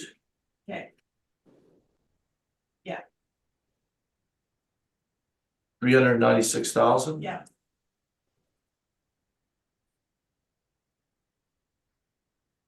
Okay, I have no further questions. Does either party have a wish for a summation? Yeah, just again, so I'll quickly summarize that the 4 comparables that have been presented, smaller parcels, all support assessed value of 396 for subject property. Also, subject sale in 2016 supports assessed value of 396. Thank you very much. And Mr. Leslie? Yeah, the subject property isn't comparable to any of the assessor's property. Those are single residential lots, as he confirmed. The subject property is held for future development. Yes, they paid $450,000. And the assessment department has also recognized that the market has declined to $396,000. I would suggest, though it's acknowledged that the current listing is after the reference date, I would suggest that the market has declined even further and supports the number of 218,000. The subject owners aren't very happy either.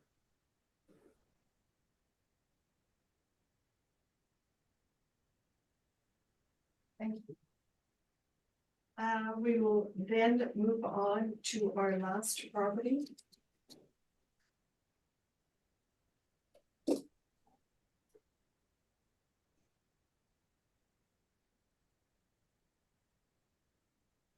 Being vacant land on Charleswood Road. Okay, so again, file number 244241. Roll number 0100418700. Again, property is located on Charleswood Road. Its parcel use code is vacant agricultural, zoning agricultural. Lot size, it's located in Ridgewood South neighborhood. Lot size 6.77 acres or 295,072 square feet. Light traffic as an influence. Assessed lot value is $411,000. $39 per square foot, or $60,673 per $60,673 per acre. Subject sold for $350,000 in 2011.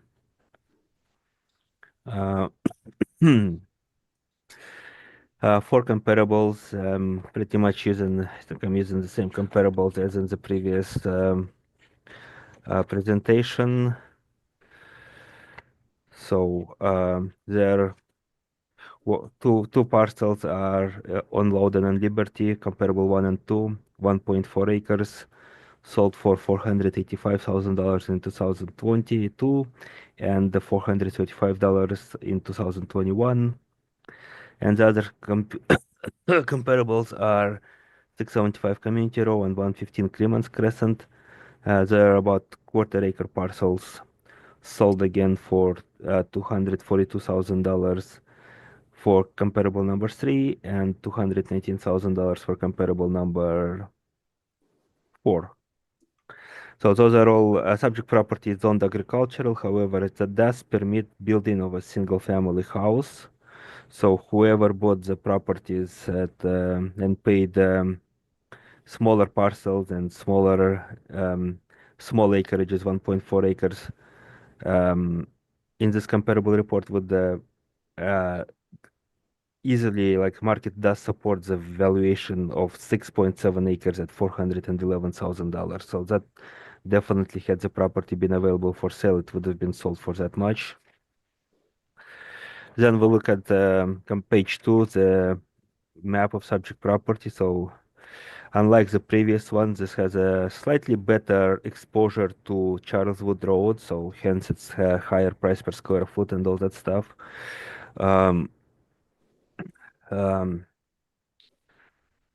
So with that, so again, we have comparables 1 and 2 on the west of the subject property on Liberty and Loudon, and the comparables 3 and 4 are closer to Charleswood Road and closer to subject property. Yeah, last page again shows the aerial view of the comparables and subject property. So, well, I guess comparables presented had, like, if this property was available for sale, somebody would have paid definitely $411,000 to build a house similar to what they did in comparables presented. So the value is well supported to have a 6.77 acres. Thank you very much.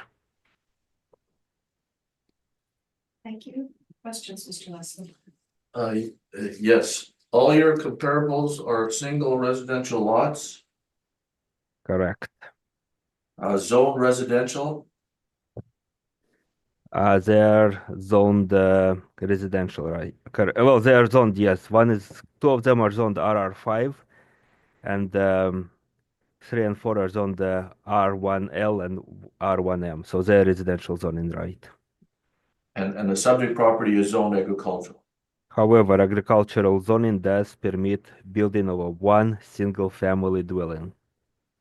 But if they were purchased a lot with the intent to plan a subdivision or multi-residential, they would have to apply for a. That's their problem, right? If they would have sold this lot to anybody, somebody would have bought it to build a house, they would have paid $411,000.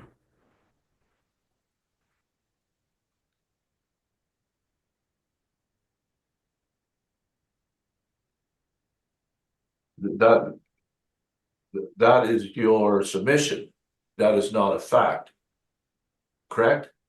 This property, had it been available for sale at $411,000, would have been purchased for that money, whether to hold or whether to build a house, and evidence supports it.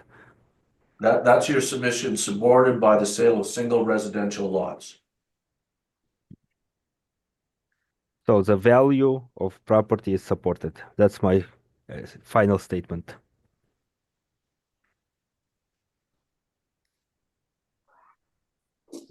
Those are my questions. Thank you. Mr. Arnell, questions? No questions at this time. Ms. Wareham? None, thank you. Thank you. Mr. Leslie, you'd like to proceed?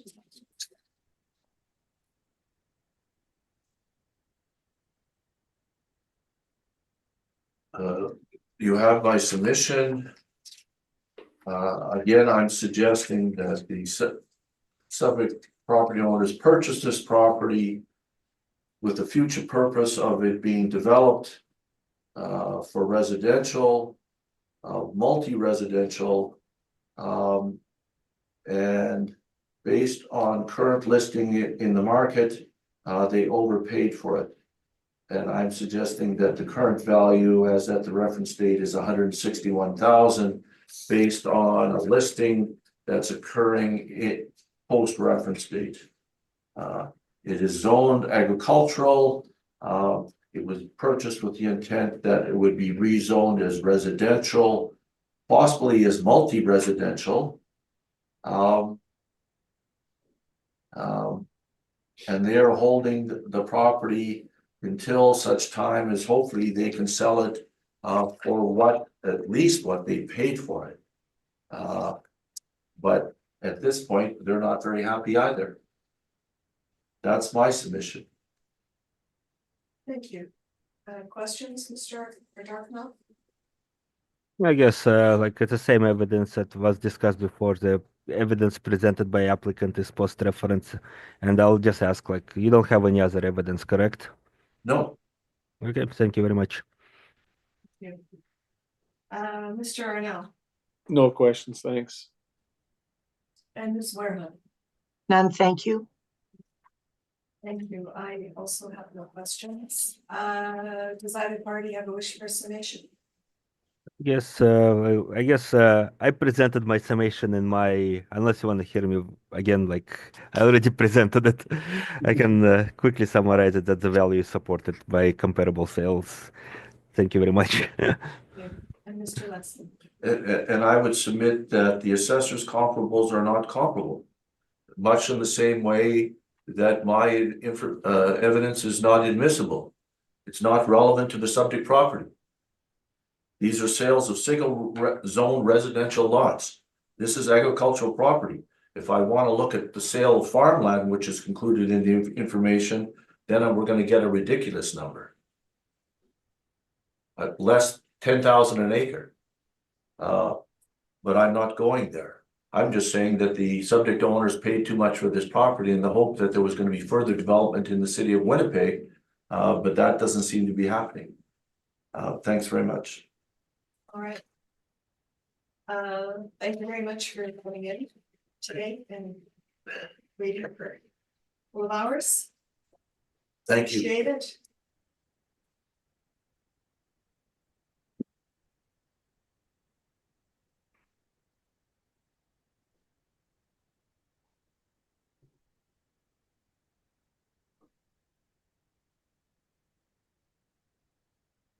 So we have one item left to hear.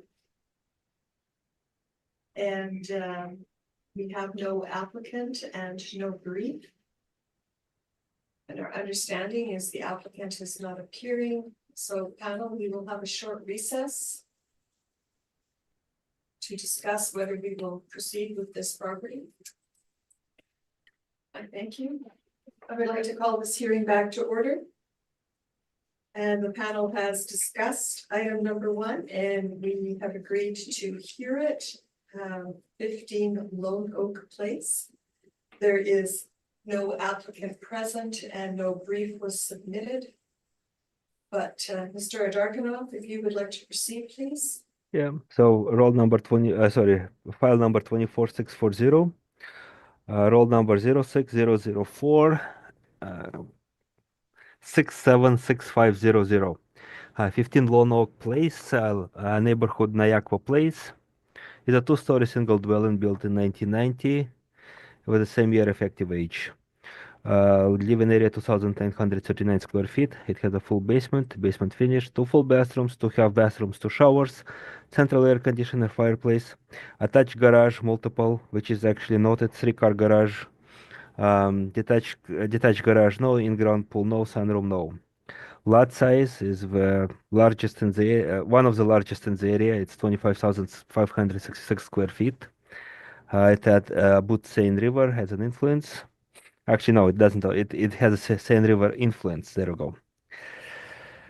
2025 assessed value $695,000, which is at $236.47 per square foot. Um, so for comparables, like all of the comparables are inferior to subject property, and I'll quickly go into it. So you can see for comparables, they are all in comparable 1 and 4 in Ayaqua Place, comparable 2 and 3 are not, so comparable 2 in Southdale, comparable 3 in Meadowwood. Um, so they have been built around 1990, so ranged from 1981 to 1997. Comparable sales range from time adjusted sale price would range from $613,000 to $863,000. And long story short, this property has been appealed many times. I did inspect the property subject, and there is a bunch of pictures attached to this evidence if you would like to look at it. Subject property has been undergoing significant renovations, and a lot of renovations has been completed. So by now it has a modern kitchen, super tiled floors. Okay, let's not. I'll go over it real quick later. So, anyways, subject property is located within Ayaqua Place in Southdale Estates, and within Southdale Estates, it is located in a cul-de-sac, and within the cul-de-sac, it has one of the larger parcels. And if you see on page 2, it has southern exposure. So location is it has one of the most prime locations in the area when it comes to the parcel. Page 3 for forward would be the pictures of the subject property. So 3, 4. Page 5 shows a new tiled floor, a bit of a kitchen, living room with new floors. Page 6 actually shows more of the upgrades that subject property has had when it comes to the kitchen. So it and a few other pictures shows upgrades that have been going on. It doesn't have a page number, but I think it's older bathroom, page with an older bathroom that it still needs to be renovated in the house. So but it's been undergoing lots of renovation, long story short. All of the comparables that are dated inferior to subject property, and because of that, they support the assessed value of 695 is supported. That's all I have. Thank you very much. Thank you. Ms. Ware, any questions? No, I'm good. Thank you. Thank you. And Mr. Arnell? Not at this time, thanks. I also have no questions. We had heard then all the items on the docket this morning, and this hearing is adjourned. And thank you very much for your time and your briefs, Mr. Darkinov. Yes, thank you, Tom. Always appreciated. Take care. Okay. Yep. Have a good day.